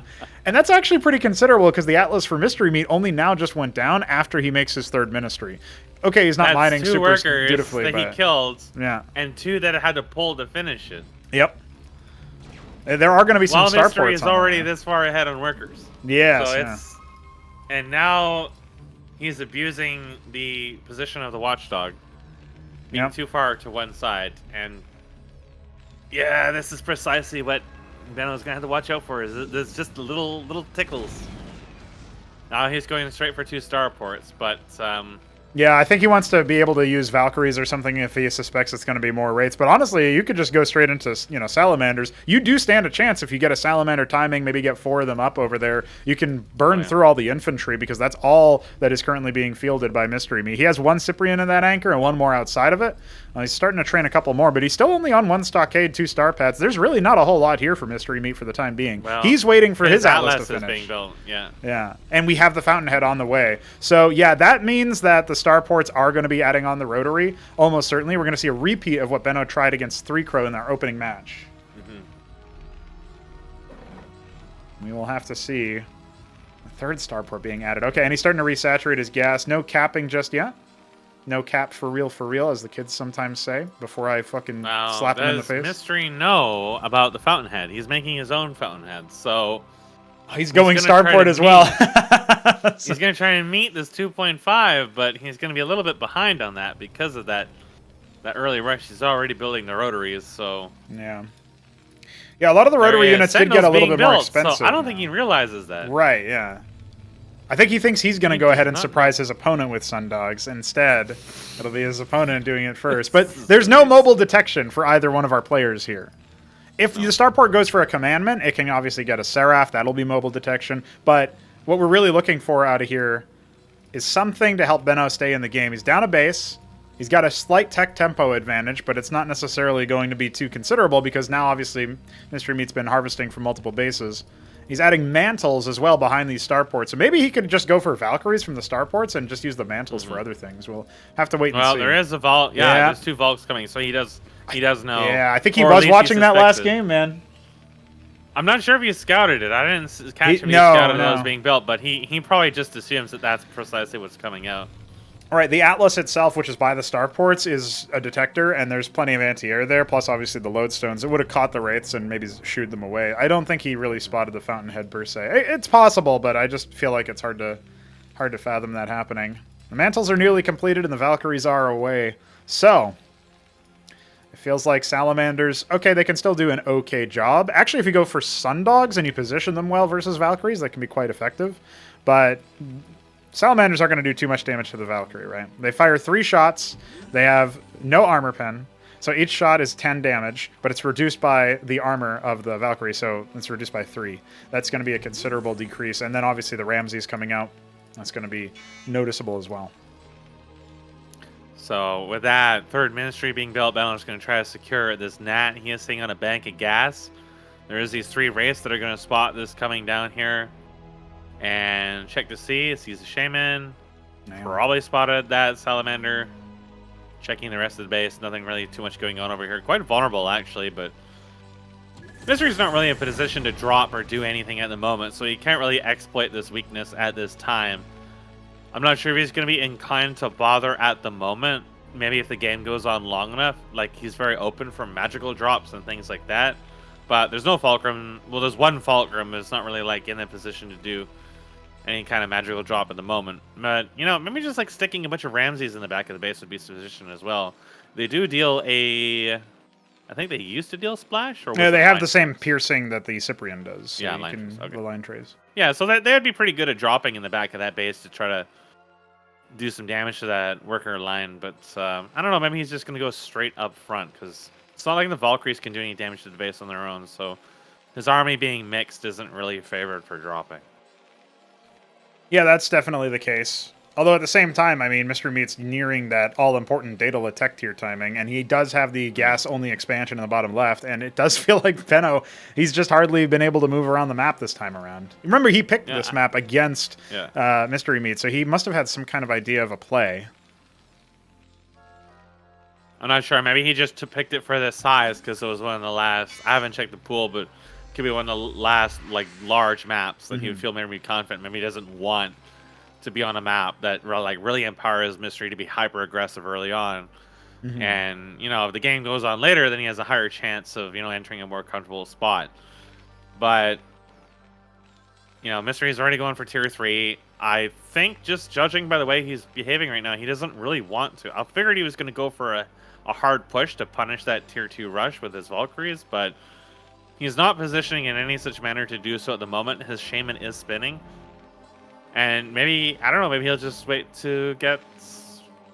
Let's see, what could he get off of this? He could build... I don't know, there's really any number of options he could build with his army. It's just kind of a rounded army. Yes. It's Seraphs. So he's going into Seraphs. So he's got one Azazel on the way as well, so... That's interesting. He's got a Daedal in the backup, so... No. Yeah, you found out the value of the Azazels. And, yeah, Azazels are very good. And there was a Maverick that was killed in the middle of the map, so aware of this move out that's happening right now. But I don't think Benno realizes. He has no idea, because he doesn't scout. He doesn't know that there's just a giant stack of Valks waiting for him. Yep. And the line trace is not going to be trivial either. No, that's definitely true. And not only that, but like the ground army handily beats the Mavericks of Benno. The Salamanders are his only hope versus that ground army, and the Valkyries will handily deal with the Salamanders. So this is looking like, Benno just down a base, now down 2 bases with this, 4th base being set up here in the bottom. Irradiate would be so good against this, too. It would deal so much damage to the stacked Salamanders. It's really powerful when you remember to use it. Yeah. Plus just the passive armor rend from the Seraph. The Valkyries are starting their journey. Azazel trying to give him a little bit more positional armor. That's what that aura is around the circle of the Azazel. And here come all the line traces with the Salamanders stuck on top. Yeah, it's just going to melt everything. There is a couple of dead units coming out there for Mystery Meat, but way more. And 4 Salamanders out in the middle of nowhere. Could get hunted down here. Split them up. Yeah, not a bad idea, but he's being a little bit lax with his control. He's looked back at the right idea, but then he forgot. Oh, Benno. I think maybe he suspected Mystery Meat would fall back at that point or something, because he went right back to his rally point and didn't even really order any units up to meet up his Salamanders in the front. So he comes away. He's lost, I think that's 8, maybe 9 Salamanders in that engagement all told, and he comes away with only 4 or 5. He's going to start spending some of that bank on defenses, but again, there's not really an enormous push to be aggressive from Mystery at the moment. The Daedala is finished. There's an Apothecary coming. And he's just moving the Fulcrum away, so he's changed. After that, whatever he was planning with that Fulcrum is completely changed. Yeah. He's going into 5 Apothecaries, 6 Apothecaries. Just keep him added. Come on. We'll start to see some of the tier 3 units. He's got units. enough money that he could spam, like, Silver Tongues would be just fine against this. There's nothing that'll outrange them. You could go for...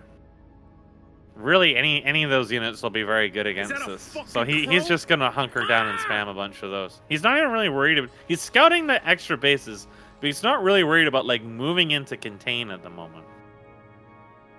Some of his Volks are kind of low. He doesn't have any... He does have the Shamans, but they're not in the right spot. Yeah, they're starting to locate over here. They can deploy to increase their healing rate, of course, or their healing radius. There was no nukes, though. He built the Seraph, but... Yeah. Maybe it was for detection against Sundogs rather than going for the Antseal. It's very possible. Well, Benno has been given the opportunity to secure a 4th base of his own. The Wraith will start to spot a little bit of this. Obviously, the Ministry will be sighted in the fog of war, so Silver Tongues, if that's what he makes, is going to be just, yep, here it comes. Oh, there it is. 6 of This them is at a gonna get time. ugly. Is that real? Yeah, oh, yeah, of course. And they're a very gas-intensive unit. So when he queues up He had another one, you over can see 2,000 it's all gone gas. pretty much. It's all gone in the queue. So that's going to be a lot, man. That's going to be a lot of artillery infantry, which is a funny thing. This is going to get bad. He's going to scout around here. I think he saw that the air units were over here with his Wraith. He's on a move command with these Valks, so it's not necessarily the best play. Flying into a bunch of them. He's got to watch out. Doesn't want to lose those. Not quite enough damage to burst down there. He got one, but he did down, lose a couple, yeah. He took so much damage from that. This one also being idle a little bit. Yeah, the thing about the Mystery Me Valks. Oh, yeah, they're of course. Coming. Of course, yeah, they're coming. Just keep on going, dude. Don't worry. Oh, man, this is actually... Okay, he does catch them. He catches one of them. The other one is going to stand guard, apparently. The thing with Benno, he's starting to scout out with his Wraith, right? He sees maybe just how many units. The sheer quantity of shit that Meat has all over the place. But will he scout the tier 3 before it's too late? I mean, that's the thing, is Benno's been spending all of his gas just to stay alive, having less bases, doesn't have access to that gas-intensive base. He did murder a Wraith. Okay. He has been murdered. Well, the Valks are on the way. To snipe this. Oh, yes. Oh, Benno. Oh. Oh, they all to split start up, but Meat knows which one to attack. Yep. It's like a splash fight, but at the very least, obviously, the Valkyries are going to be favored. It all came down to him splitting just the one away, yeah. And then the others bunched into one pile. So Meat just chose the one. It was a noble effort, but he got pinched. There's this Wraith just tickling Meat down here now. Now he knows what it's like to have random Wraiths in his base. Oh, Mason goes well, down. He only gets one Mason kill out of it and doesn't withdraw it fast enough. So, he's got a number of Salamanders. It's just he's not banking up enough gas, even despite capping the one in his natural. He didn't cap either in his main. He did cap his third, not his fourth, which is not even really mining right now. He lost so much to take this fourth. Yes. And he managed to save it in the process, but it's not doing anything. He needs to at least be mining the gas. He's so gas starved. Oh, and you can see the big ground army moving out here as well. Yeah. He's just going to mop up those extra bases. The Silver Tongues are just going to annihilate anything that gets close. Yeah, these guys have a whopping 12 range, by the way, so I wouldn't expect much to be able to get in close contact There is with indeed unlimited selection. Oh, yes. Check this out. You even have multi-building select. It's crazy. Absolutely insane. It's nuts. How can you ever live without this again? Oh, he's going to build some defenses there, but little does he realize. Yeah, the call's coming from inside the house, Benno. He can just set up here and outrange the Sentinels with his Silver Tongues. Now, these Salamanders have chosen to go to the left. Yeah. There's very little defenses over here, so this could annoy Meat. He did pull back his Valks, and he's attacking with the rest. It's going to erase the fourth that wasn't doing too much anyways. Many Masons will be tickled. Oh, and he's choosing to ignore the Masons, in fact. They're just right there. He doesn't want them. He found the Valks instead. Oh, there's a diadem. There's diadems. I mean, there's only air units over here, so it's not like it can do much. Maybe he'll lift it across the map, but the Salamanders die. I think that's probably going to be GG. That's it. Yeah. That's called. And Mystery Meat securing another victory. Had to go up to tier 3 on that map, but, you know, it looked pretty convincing, I would say.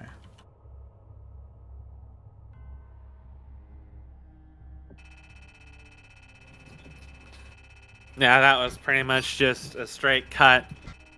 Meat was a little cheeky in the beginning, but it wasn't a game that rested exclusively on high aggression. It was just straight up more solid overall macro play, taking advantage of knowing what Benno was going to do with that fast Atlas. And I would say more importantly than that is just the way that the Salamanders were controlled and the positioning for them and the fact it was exclusively Salamanders. Even if he had destroyed all the Valks and hadn't lost all of them in a couple of those fights, the fact there was like a spam of Ramses plus other anti-airs, like Sundogs to me always felt more like support units than what should be the main staple of your army, because they're squishier than they look, and they don't attack super fast, and they're not really that long range. So there's a lot of units that can really punish that, and the Ramses is kind of one of them because, well, they are larger than a lot of the other surface units. They're not so large that they can't like get in good damage, and they're not going to bunch up as much as like Mavericks would either. So they're not going to be punished as heavily by the Sundogs, or rather the Salamanders AOE. And Sundogs aren't really that good against them either because they only have 120 health, and the penetration is going to hurt them.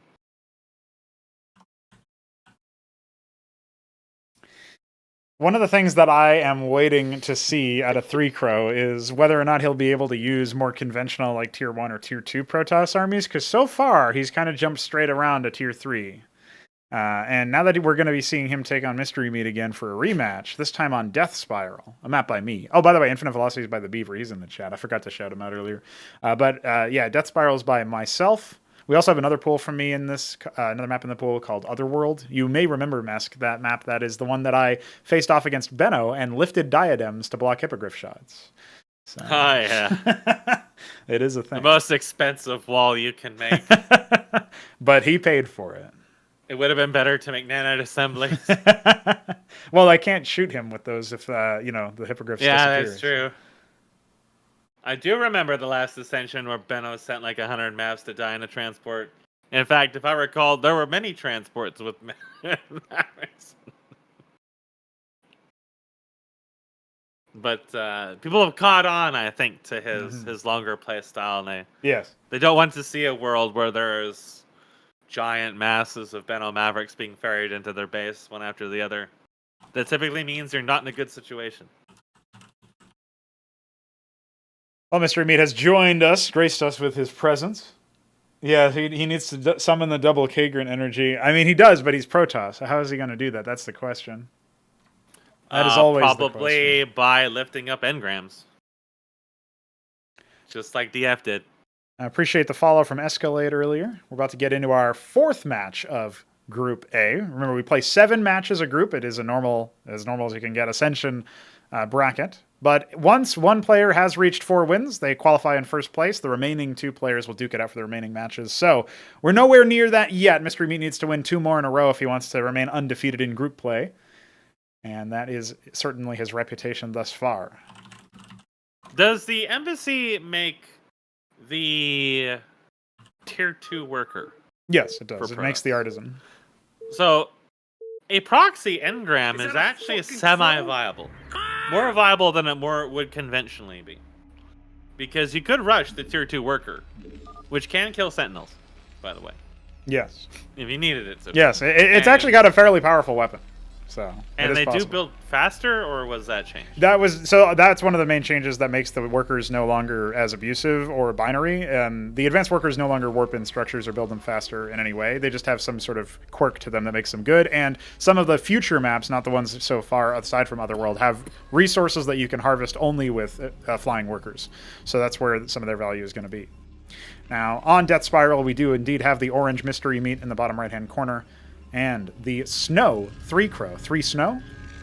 He might need some snow so he can, get himself really focused on this particular matchup here. Up against a very commanding opponent in Mystery Meat.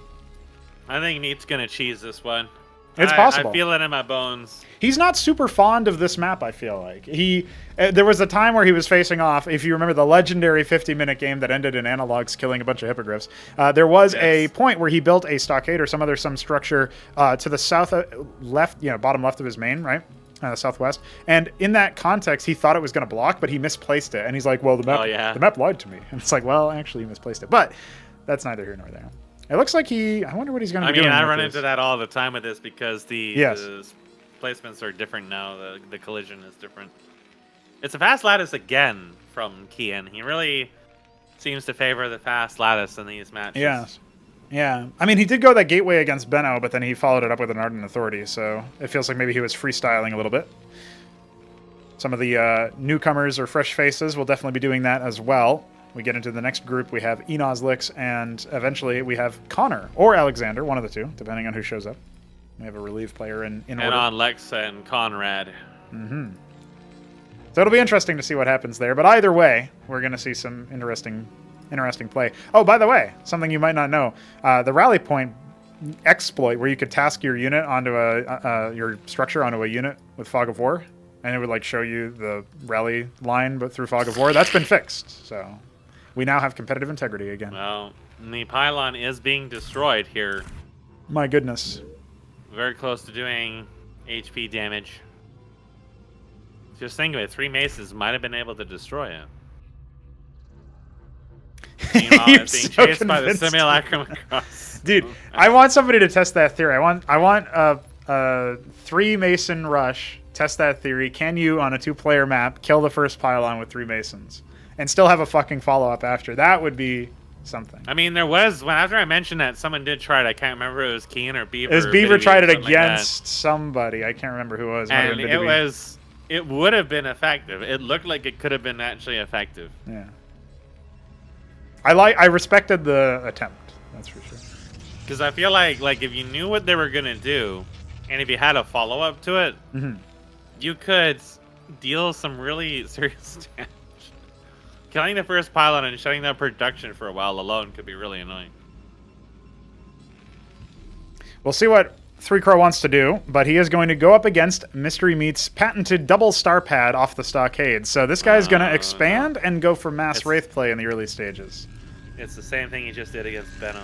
Yeah, and I don't think that 3 Crow would suspect that kind of play versus Protoss, but he is up against Lattices. Now, Lattices can now train Idols, and Idols are crowd control that attack both air and ground.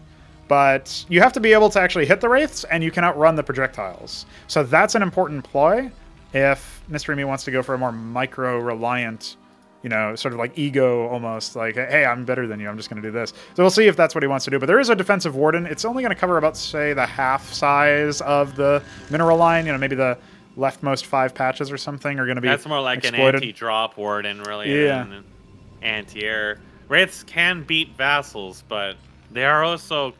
they cost gas. Right. So you can spam Vassals and comfortably do something else, but if you're spamming Wraiths, it's a little bit more all-in. What would probably be better is just to build like a single engram. We have the Simulacrums denying the scout, but obviously they aren't going to get too far. But there is also a pylon being built in the forward base here. 3 Crow is going to be able to withdraw his Sims, and they will split. I will die if that's a proxy engram, but he doesn't have the resources for it, and he's not getting any gas, so... yeah. It's not a proxy engram. I don't know what it is. It may just be there just to scout for all I know. Right, maybe... he's just going to block the base, it looks like. Double Warden. Okay. You say so. I mean, there's Wardens. It's like a proxy Warden. I don't know what he's going to be proxying with those Wardens. They're not exactly in the most important part of the map. Yeah. And meanwhile, his simulacrums aren't doing too much, but, you know, it's just his luck that this is mass Wraiths and not a ground army anyways. So, all these Wardens are going to be just ignored by the Wraiths that just fly. They're just going to fly off to the other side. Now, is a disaster. There's a Nexus. Uh-oh. Oh, he caught him just in time. They almost stopped moving, and yes, of course, they will just start to bully it's a train wreck. It's all over. Yeah, he's also taking a fight on the other side of the map, so he's a bit distracted and has not pulled his scribes over. He needs to select his workers and task them onto the bottom right-hand side mineral field. He's gonna look back. He's microing his dudes right now. He's going to look back, and he's going to discover, wait a second, all of my work, he's still... he decided not to care. He looked back, he looked over here. Well, there's 3 of them left, and there's 4 more up here in the top left. It was gross. And, it's over. It's a train wreck. He has 0 workers mining, by the way. It's Thomas the Tank Engine getting dunked. He has 6 workers, 9 military units. Oh, that's not going to last a very for impressive long. number. It's not a very healthy number for him at this. Oh, you know what? He upgraded his. At least he account. owns this NAT. It's true. He could drop a Crucible or owns something the NAT. if he had gas. He could start mining from it. Yeah, he could build a Crucible, power them up. It'll take a lot of Mavericks to force that down. You know, if maybe some of his sims were like on the bottom side and like pulled some of the masons down at the same time, that could be something. But no, Mystery Meat's just outclassing him this time around. I don't know. He hasn't FF'd yet, so he may be banking that that's all Mystery has. But no, he tried to charge the has, front like, and saw, you know, anchors being set up and a whole Yeah. host of Mavericks. So I think he's aware. Maybe he's hoping that's all they're there, but like the extra base. Oh, there's so many raids. Another worker bites the All dust. he can offer to these raids is just a slight prostate exam. They can just destroy the production, and they can fight this. Like there's nothing that stops them from fighting this. But I mean, he can even kill the wardens too. He's being a bit shy. But the sims are coming in from a flank. This one is another definitely over. I don't know. He's gonna hunker down between his wall of mildly damaged sims, and the Nat's gonna die without any contest. Meats building shaman, an extra ministry. Just build more star pads at this point. I mean, well, he's lifted the anchors off. They're gonna go ahead and land at some point. Just finish the job here. He's probably wondering why his opponent is still in the game, but.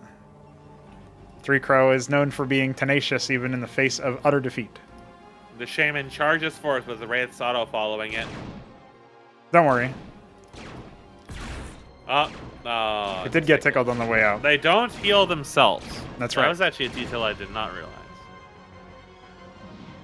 Yeah, the shaman. This shaman is going to get so much value healing up all the wraiths. Yeah, they're just like hobos around a burning oil barrel. Everybody's warming their hands, preparing for the great onslaught. The ultimate battle of vassals and simulacrums versus wraiths. Well, the anchors are still here, so. Yeah. Yeah, there are feet. Feet enjoyers unite. Unfortunately, they do not have Ahmed in them. Yeah, that's a real missed opportunity, I think. And the overlay on those looks so much better than the old one. Right? It's incomparable. It's like one shade of color versus actual color definition, even in Starcraft Blade. All right, well, no more unit production, buddy. You only got sims. However, you can bait out more sims. So maybe he does have unit production. You can increase your stocks. That's not how you increase your stocks. Well, he got two more. It's a net gain of 0, right? So, yeah. Charge the front. The feet are on fire. They cannot be repaired by the shaman. Well, he went from 14 to 12, by the way, so that is not a net gain. It's okay, he got a wraith. That is true. He did Never get one let him wraith. take anything for free. GG. Okay. Well, that didn't take very long, and that is yet another challenger. The feet to burn down, at least. Yeah, put to bed here by Mystery Meat. All right, Benno is our only hope so far, I must say. Because at this stage... Benno has been writing down in his officer's log various strategies and pictographs involving Mavericks and Cyprians. Well, we'll come into this with a grand strategy. The problem is, if Mr. Meat takes this next game, he qualifies in first place, wins the group, gets a season point, all that good stuff. We turn that in for money at the end of the year. And he's just going to be money bags. But... You got to deny him the money. Yeah. Mr. Extended Warranty. Is that you? No, that's Enos. Oh, I see. Please redeem, sir.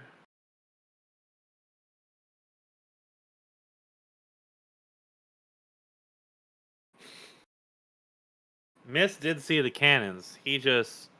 Yeah, he just didn't care. Ignore them because he had rains. I mean, I think it's really hard to do that against Terran anyways. Like, if you're going to build cannons against Terran, you have to be threatening their workers because they will just fly away with feet or shoot them down at a later point of convenience.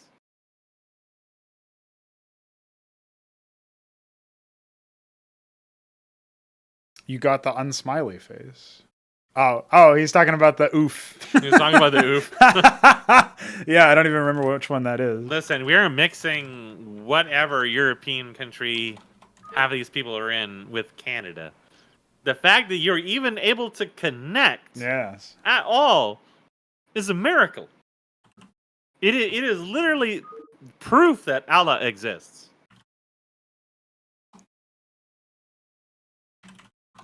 Let's see if we're ready to get into our next game here.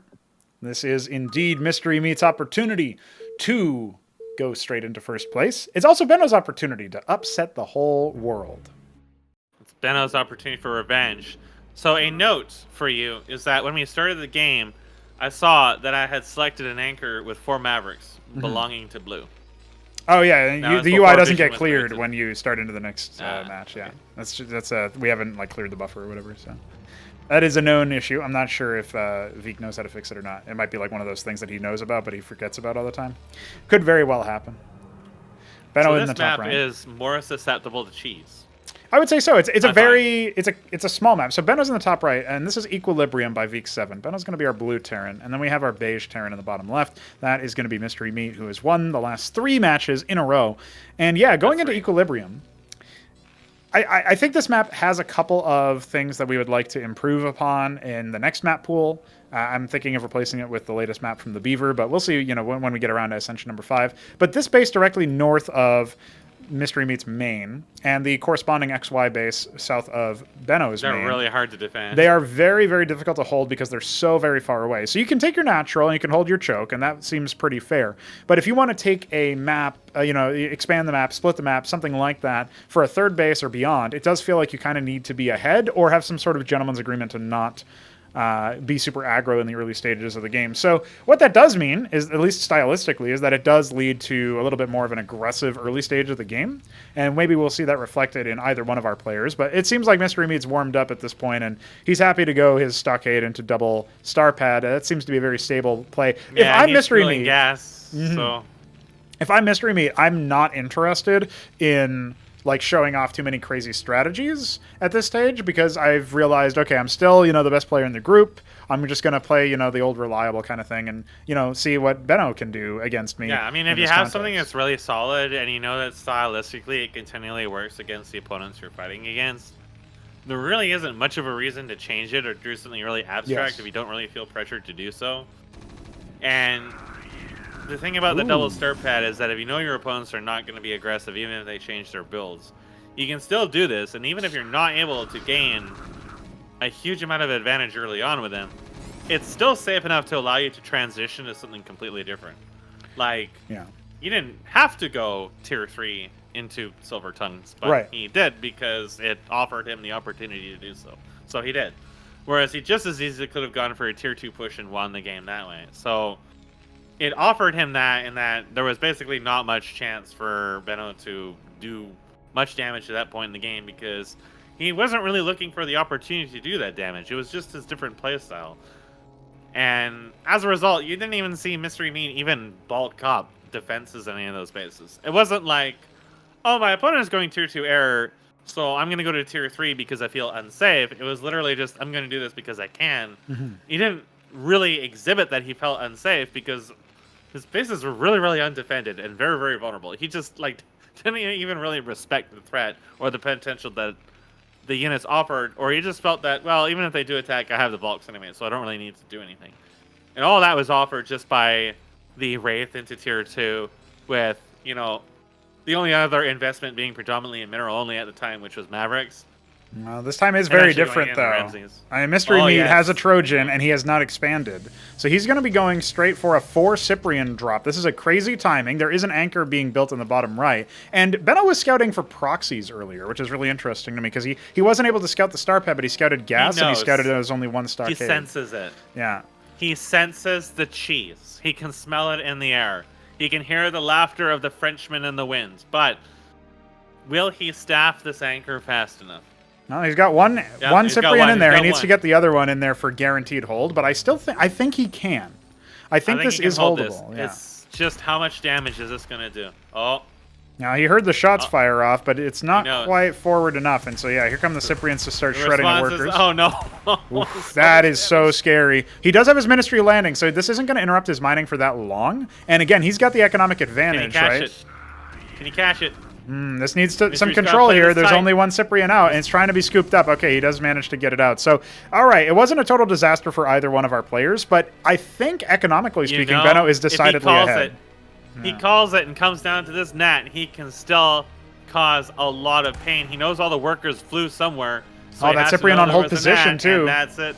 Yeah, there's the pull away. So he's buying some time, but it's really nothing too significant at this point.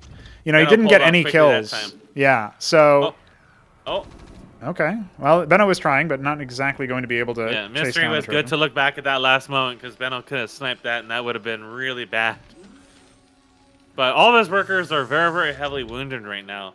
There is a Mason coming to actually repair that Trojan, so he's going to make a second swing at it. Yep.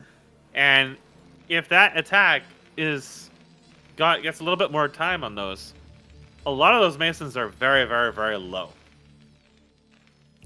Yeah, I think that's probably what Mist is thinking. He's like, okay, I'm against Terran. They've got the tankiest worker in the game. Surely I can probably do a better job if I try it one more time. He's also got a Mason rallied over there to that third base location below Benno's main, presumably going to build something. He's sending over 4 Mavericks. He's going to make his own. Okay, this is an anchor over drop. there Yeah. and double drop. Yeah. So the cheese is on.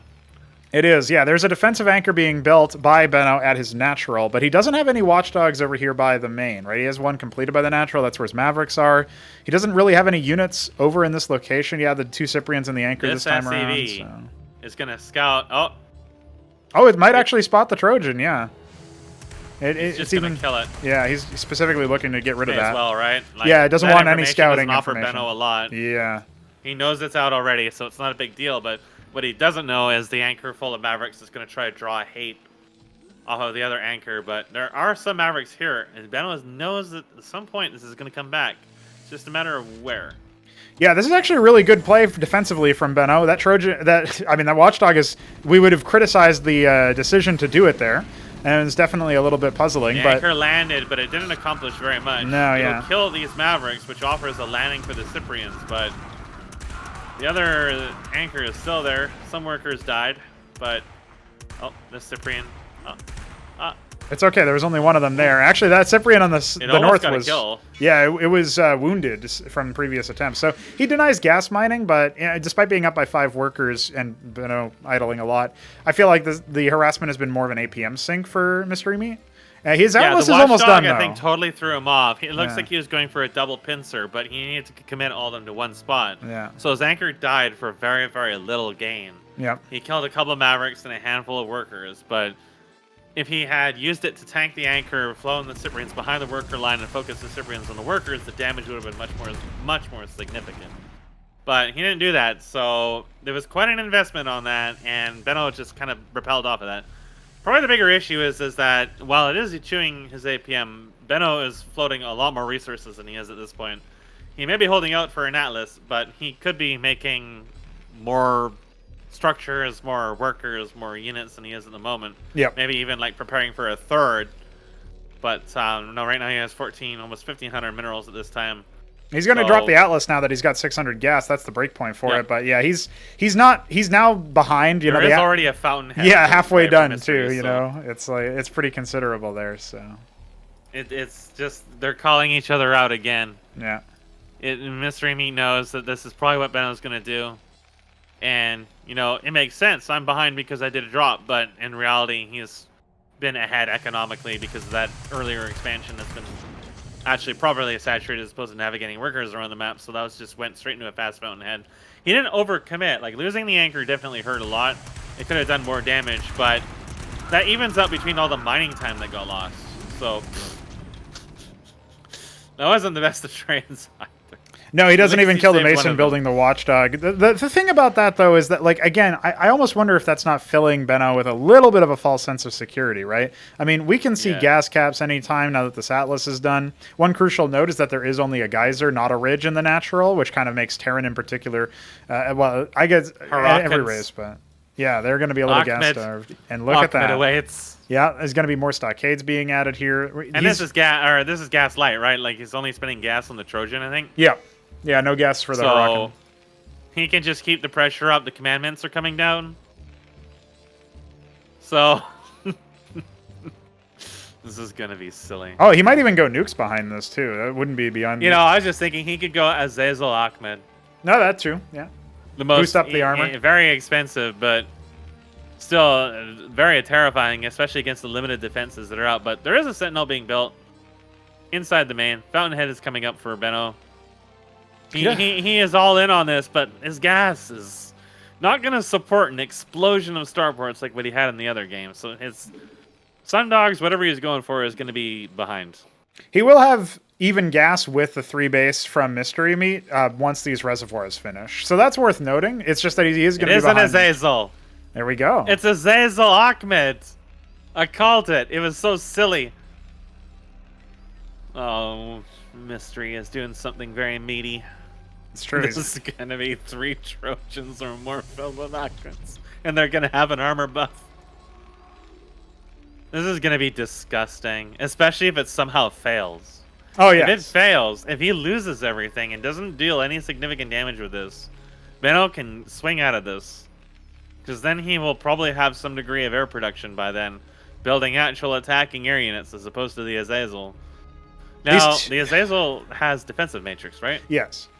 So defensive matrix also heals a unit while it's active, so it keeps them full HP. Ahmed. Yeah, it's sort of like souped up from the previous rendition of it in StarCraft 1. Immortal Ahmeds. Looks like Benno's getting ballsier, wants to take out this forward base, and nothing's stopping him from doing so at the moment. There is a... Okay, never mind. That's just going up there. Yeah, Mystery has not scouted any of that at the moment, but... It feels like this is the only time Benno's left his base the whole game, though, besides to scout with his original Mason, you know what I mean? The Ahmed drop is coming. The rotaries are being built, though. Oh my god, that hero Maverick. Surely Benno sees it. Surely. He spotted him. He has not seen it. He's not moved his camera. If he sees it, he's not acknowledging it. He doesn't know. Mystery thinks he might know. Does he know? Mystery thinks he knows. So he's changing his attack path. But in reality, I don't think Benno is actually aware. If he saw that, he has no idea just how stupid it really is. He might have seen it. He's moving his units around. Might have seen it on the minimap, but oh god. This is going to be gross. Benno still hasn't seen it. Mavericks in the anchor and nothing in the lodestone. Oh, never mind. He's loading it up. Mavericks from the lodestone. All right. Ahmed does not care for lodestones or Mavericks. He's actually going straight past it. He wants to use the Hurricanes to burn down the tech, I think. And this is before any air units have shown up, right? So this is quite considerable. They got all separated by that Sentinel, though. Yeah, they didn't get focused onto any one thing. The Azazel trying to give him a little bit more armor. Definitely execution could have been helped there. Maybe he can get away with one rotary. The Azazel is not providing its armor buff. It's running away. The rotary is being... He doesn't get a single thing. He killed a couple of Mavericks, a couple of Masons. That's it. That was the worst possible way that drop could have gone. That was a disaster. An unequivocal... The only way worse it could have gone is if he also lost the Azazel on top of it. Yeah. Which he almost did. But he is expanding to the middle. Pairing up with that expansion, I don't think he even knows about it at the moment. Otherwise, he probably would have dropped that. Yeah. That was a train wreck. Thomas the Tank Engine is screeching. And now the Salamanders are en route. But those were starports. Zoni's got his own Salamanders. There's a Seraph coming. Again, Irradiate, very good against this. There is some tickling going on from 2 Salamanders over here. And a Maverick. And a Maverick. It's hard at work.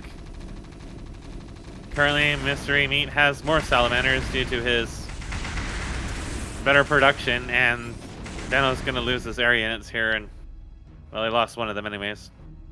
Just ram him out of the air. Don't worry about it. Alright, the expansion is secured, but... Yeah, I'm surprised to see more Salamanders and Rotaries coming for Benno. He definitely could be going for, you know, Valkyries in accordance with that, or Sundog. Yeah, I think the second you see, like, 6, 7 Salamanders, and you were already going to go Salamanders, you've already lost the Lizard Wars. It's just time to call in Valhalla. But he's dedicated. Mantles and a Vestry coming, so that's going to be for Shamans, and obviously the Mantles are training Ramses. That's Mystery Meat on the bottom left. Just the same staple as the last game, yep. Yeah.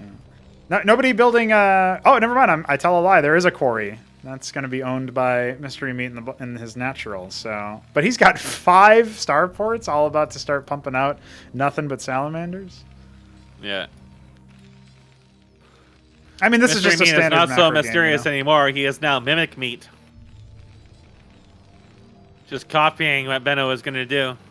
Taking it from him, taking it from his mouth as he was about to eat it. That's his digesting it for him, handing it back to him just like a bird would. It is going to be just a rotten way to die, to be honest. I really don't know what Benno can do in this situation. I mean, he's capped his gas, but he's got the double gas base in the middle. He's not mining from it, really. He's making a star pad. I don't know. I feel like he needs more starports, start stacking up Volks. He's got the money. He's definitely got the money. Secure that top left. Try to take the base bottom of him and just fortify it. That one might be too hard to hold, so that was probably like a last priority. But taking that top left, that is not... I mean, there's a single Maverick there, but that belongs to him. Radiate does go down. There's the Irradiate. They're spreading it. It's getting all over. It's taking some damage here, but the Azazel helps. It does have 2 health. Gets in some kills and managed to avoid losing too much, so... Yeah. Effective, but does not shut down the base. He does have a Shaman to start healing this army up. It's going to take a while on just one Shaman, but it's going to be sufficient. The other thing that the Seraph does really well is that since it obviously debuffs the enemy army, it helps out quite a bit for checking things like, you know, does my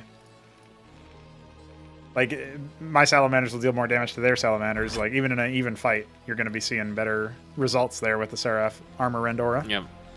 Now, I want to blow your mind, Discatumus. Ridiculously strong. I need you to go find the Sentinel in Benno's main to the left of his ministry, and I need you to mouse over the weapon icon. I need you to hold shift.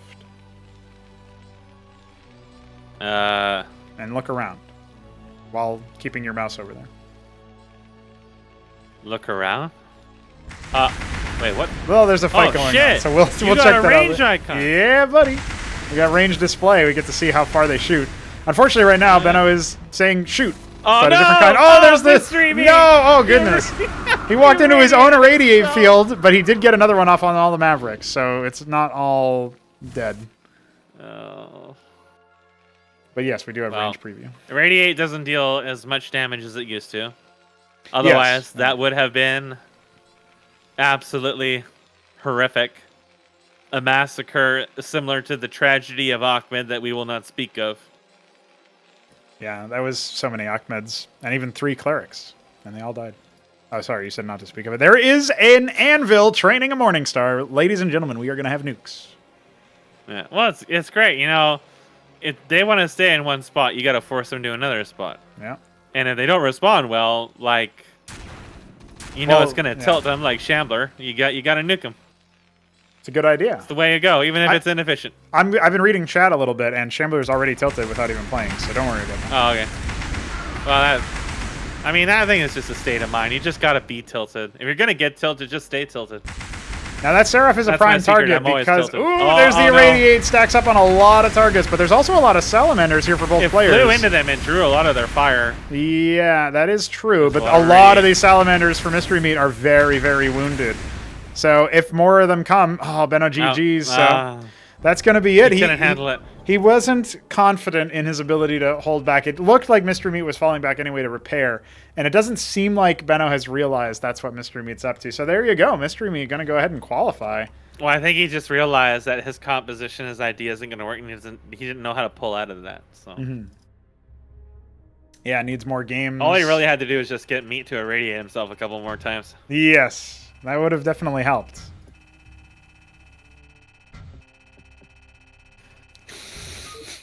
So there you go. We are moving on into our next match, which of course we will be taking a look at what 3Crow wants to do. Wait for him to pick the next one. Between 2 of the new maps in the pool, either Nightfall or Otherworld. All right, I'll be back in just a moment. You got it. We have our first playoffs qualification match here. Completed.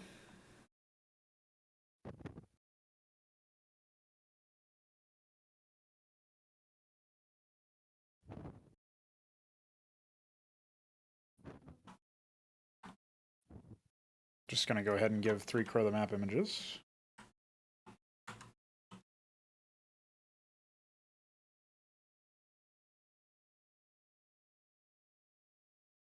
Yeah, Tier 3 was on the way for sure.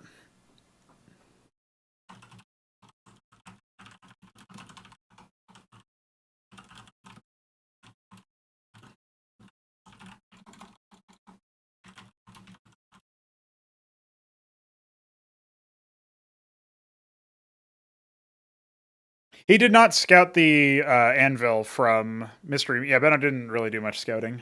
That's okay, though. There's always stuff that he can do.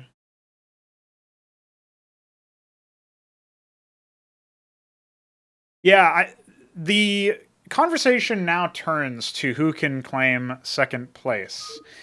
And that is going to be an interesting angle because Benno is going to be going up against 3 Crow. 3 Crow won that all-important first match.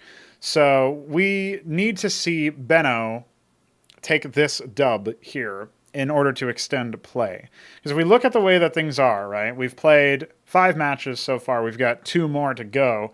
And if Benno can take this matchup, then he ties 3 Crow 1-2. But if 3 Crow wins this matchup, well, basically, at that point, they'll both be 1-3, actually. 1 for 3. But if 3 Crow wins this, then he qualifies. So this is the potential last match of the group, depending on how the outcome goes.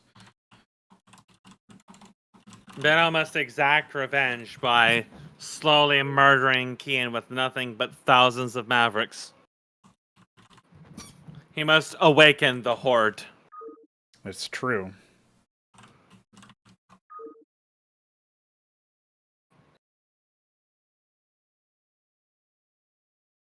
Waiting for 3 Crow to say ready. This is apparently going to be the first time he's played on this for maybe a serious match or something. I'm not sure. Maybe that's true for both of our players, so we'll have a bit of an even battleground as a result. What, the map? Yeah. I don't recognize this. Yeah, this is one of the new additions alongside Otherworld. So it's the other map. Mm-hmm. Other map. Otherworld and other map. This is Nightfall by Veek7, his latest offering. He will be heading out with 3 Crow here in the bottom right-hand side. He's looking for a good spot to put his pylon. He sees his ramp finally. He is the Ultramarine Protoss. And it's another map where the third looks really, really hard to defend. Well, this map has a little bit of additional options because you can take that third on the low ground. That's the easiest path because a lot of your production's probably going to be in the natural, or at least a good amount of it in the early game. And then you can choose to either go from that low ground to, scaling for a fourth. The fourth base in this one seems like it would be a little bit harder, but we'll find out as the meta starts to develop on the map. The meat.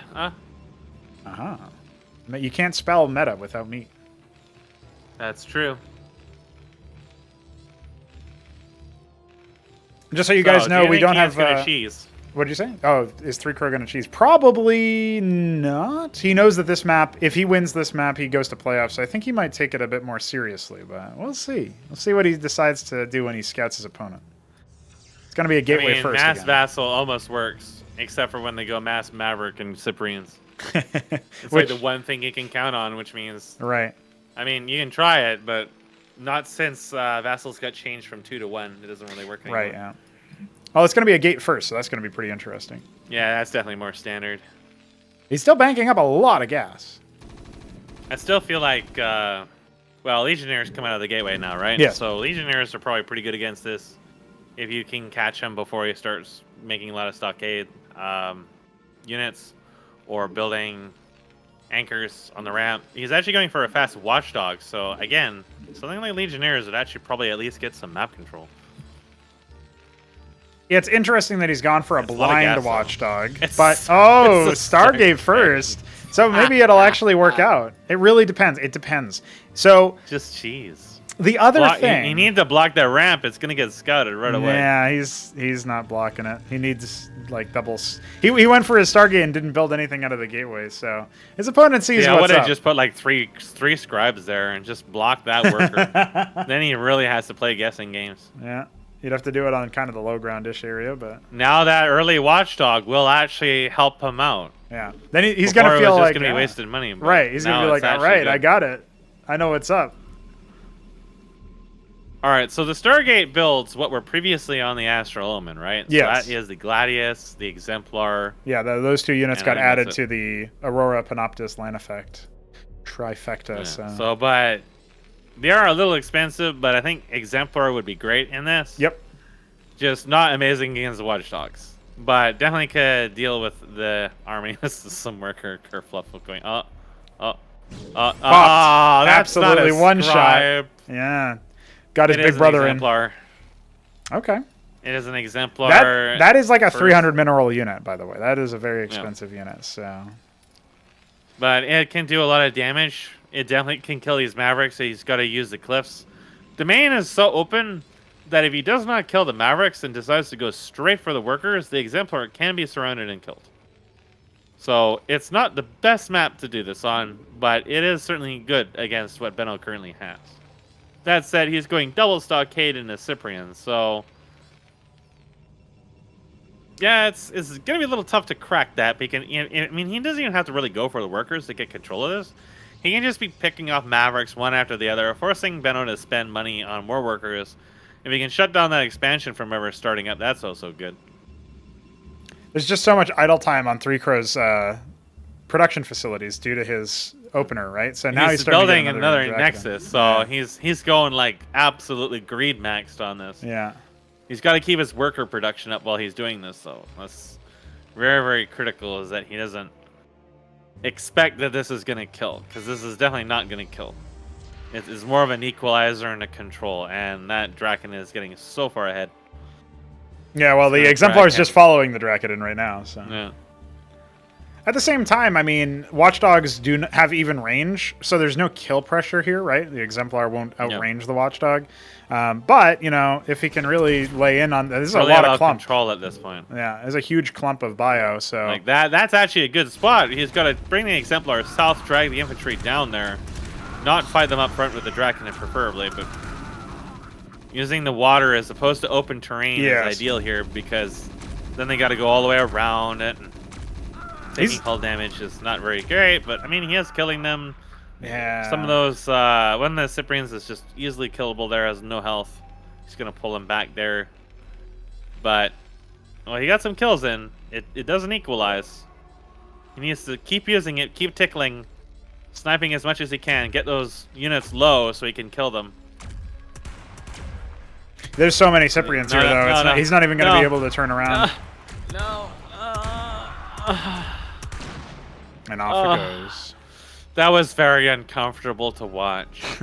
There is another one coming, but yeah, not my. You could have stopped forest fires. You could have.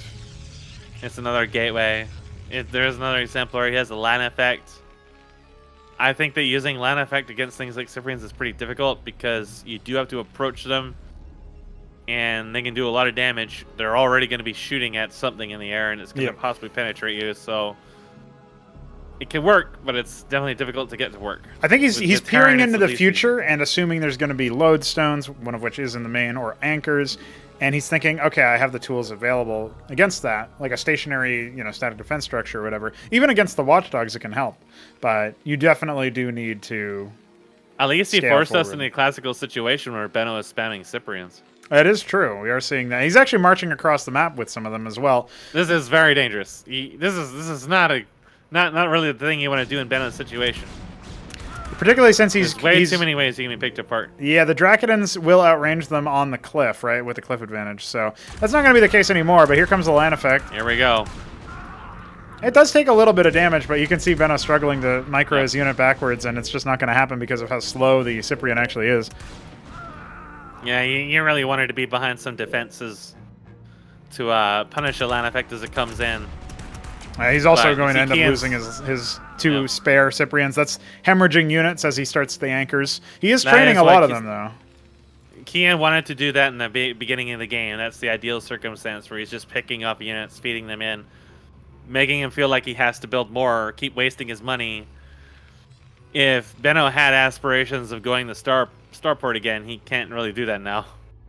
Yeah, that's right. And now he's like completely put off key again. Now he's spamming Cyprians, he's bunkering up, fattening up. But now his main, if we see a situation where we see a whole bunch of Exemplar and Gladiuses, they can easily force down that main. Particularly with the land effect disabling the lodestone if necessary, or if possible. But that said, it's only one Stargate at the moment, so that ideal picturesque world is still a fair bit beyond this. If Kian gets too greedy and tries to force this down, though, I think he's... Well, there's nothing in those at the moment. Yeah, they're going to start garrisoning now. Here comes the land effect to shut down that top one. That first anchor is going to go down, but you have to ask at what cost, right? The Gladius is still in the area, but not for long as it does get popped. And I don't think he can bust the second anchor. So he's doing better than I thought, but he's lost his land effect, so that's the crucial thing. He's now going to try to get in between the two bases, see what he can do about disrupting the rally what points. He can do here is just sit in front of the stockades. He doesn't have to go anywhere. Just kill units as they come out, force the stockades to move, and there it is. That's what it was. A very surprising way to close out the game early. It seems like Benno he wasn't practiced against Protoss, and he didn't get any real points on the board earlier in the tournament. So it does feel a bit rough there, where 3 Crow, they get 2 matches against each other. 3 Crow gets the better of him each time. But it's just one of the things that you think about. You're like, how can I possibly, go up against this enemy that is on a race, that I've never necessarily got a lot of experience with, and so on and so forth. So that will solidify our score line here. And we are going to be seeing Benno exit 0 for 4 in the matches that were played. And 3 Crow closes it out 2 for 2, only losing to Mystery Meat so far. And that does mean that we've concluded Group A with that one in that context. So 3 Crow will advance in quarterfinals. And we'll seed that, obviously, as we get more of our playoffs participation done. And yeah, I guess that's in that situation. We've seen some interesting tactics already. I'm still expecting some more zany antics as we get deeper into the tournament. I especially want to see what's going to happen with Shambler. And Heltrix stepping in to relieve Keen, who is unable to make it to the tournament for Group B, is also going to be interesting. We get to see a Protoss in a group of otherwise Zergs. There's going to be all sorts of cool stuff. Do you have any thoughts as we exit Group A here, Mesk? Well, I think Kian did pretty solidly. Like, there was definitely some weak spots, but you can tell that he had, to me, it felt like he had more direction of what he wanted to do. Yes. In this, from what I remember. So that was interesting to see. He tried a variety of different things that, had some mixed success, but in other cases they worked well. But still seeing just the dominance of Meats, just consistency really in his generally the macro mechanics. Or even in a case where the Achmed drop with the Azazel, which was quite an expensive investment overall, especially in terms of time, completely floundered absolutely disastrously. Yes. And he got completely cucked by that Sentinel. It just dragged all this shit all over the place, and he didn't really respond to that well enough. In spite of that, he just bounced off of that immediately. He already had more Sentinels than Benno in spite of that, and then just played off of that instead. And it's just that just kind of shows you just the consistency and comfort level that he's at. Whereas with the other players, you see I feel like with the Corey change, that hit Benno pretty hard. Yes. Because he's so accustomed to getting that massive early workers early on. So his early game has slowed down a little bit. And if the players do not allow him to get to that tier 2 right away, or get to the worker counts right away he's more comfortable with, it feels like he feels like he's on a back foot, and maybe he feels even more pressured because of that. In that last game, you could really see that, where he felt like, I guess maybe he felt like he had to attack or something because he did kill the Exemplar, but there's going to be another Exemplar en route. There was still Draconins. He did not have a killing force regardless. It's going to be very time consuming for that force to do.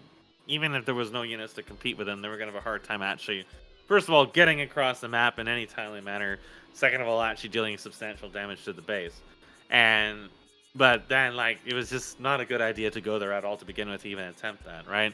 You take advantage of the situation you're in because the opponent's kill threat is gone, and their ability to harass you is gone, at least for the time being, and they lost a huge investment. But he gave all that advantage back right away, and then that put him in a situation where he did have units and he could have defended against that, but they weren't really in the right space at the right time. and Keenan was able to just kind of like force his way past. And I think it was a case where he could have like lifted the surviving anchor all in with the workers to draw fire and drop the one anchor behind where the Exemplar was, because it can't attack air, so it wouldn't have been able to do that. The Draconins would have had to. And then the workers would have killed the Draken, because one Exemplar isn't going to be able to kill all of them that fast.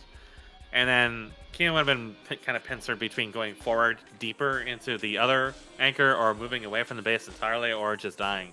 But he didn't even want to really attempt that. So what I kind of get from that is he felt very pressured early on in a way that perhaps he was uncomfortable with. Having kind of learned to play around like Corey-based play in the, you know, when he got introduced to the project and otherwise more comfortable with it. Now that that's changed, it kind of changed like the cornerstones of how he learned how to play. Yeah, we'll have to see what he wants to do when he comes into his own in the future, because I think he'll be able to practice up. He did say thanks for the tournament, you know, keep him coming, etc. For those who don't know, we will be back in just about an hour to go over Group B. And after that, you know, there's going to be a Group C as well. So we're going to be getting through a lot of CMBW here, and we will be running these tournaments twice a month. So playoffs will be run whenever schedules align, but hopefully a week from today, or maybe a bit sooner, depending on what happens. And of course, we will be excited to show more of the project's development and growth as it goes on. And for now, with those final words in mind, Mystery Meat exiting first place and Three Crow following in second, we've got 2 of our 6 playoffs players already decided. We're going to decide 2 more in just a few short moments here. So stay tuned, of course. I'll post the links all over the place when we're up again. And for now, I guess we'll go ahead and raid the homie Blackman PL. He's my favorite, so let's go ahead and raid that guy.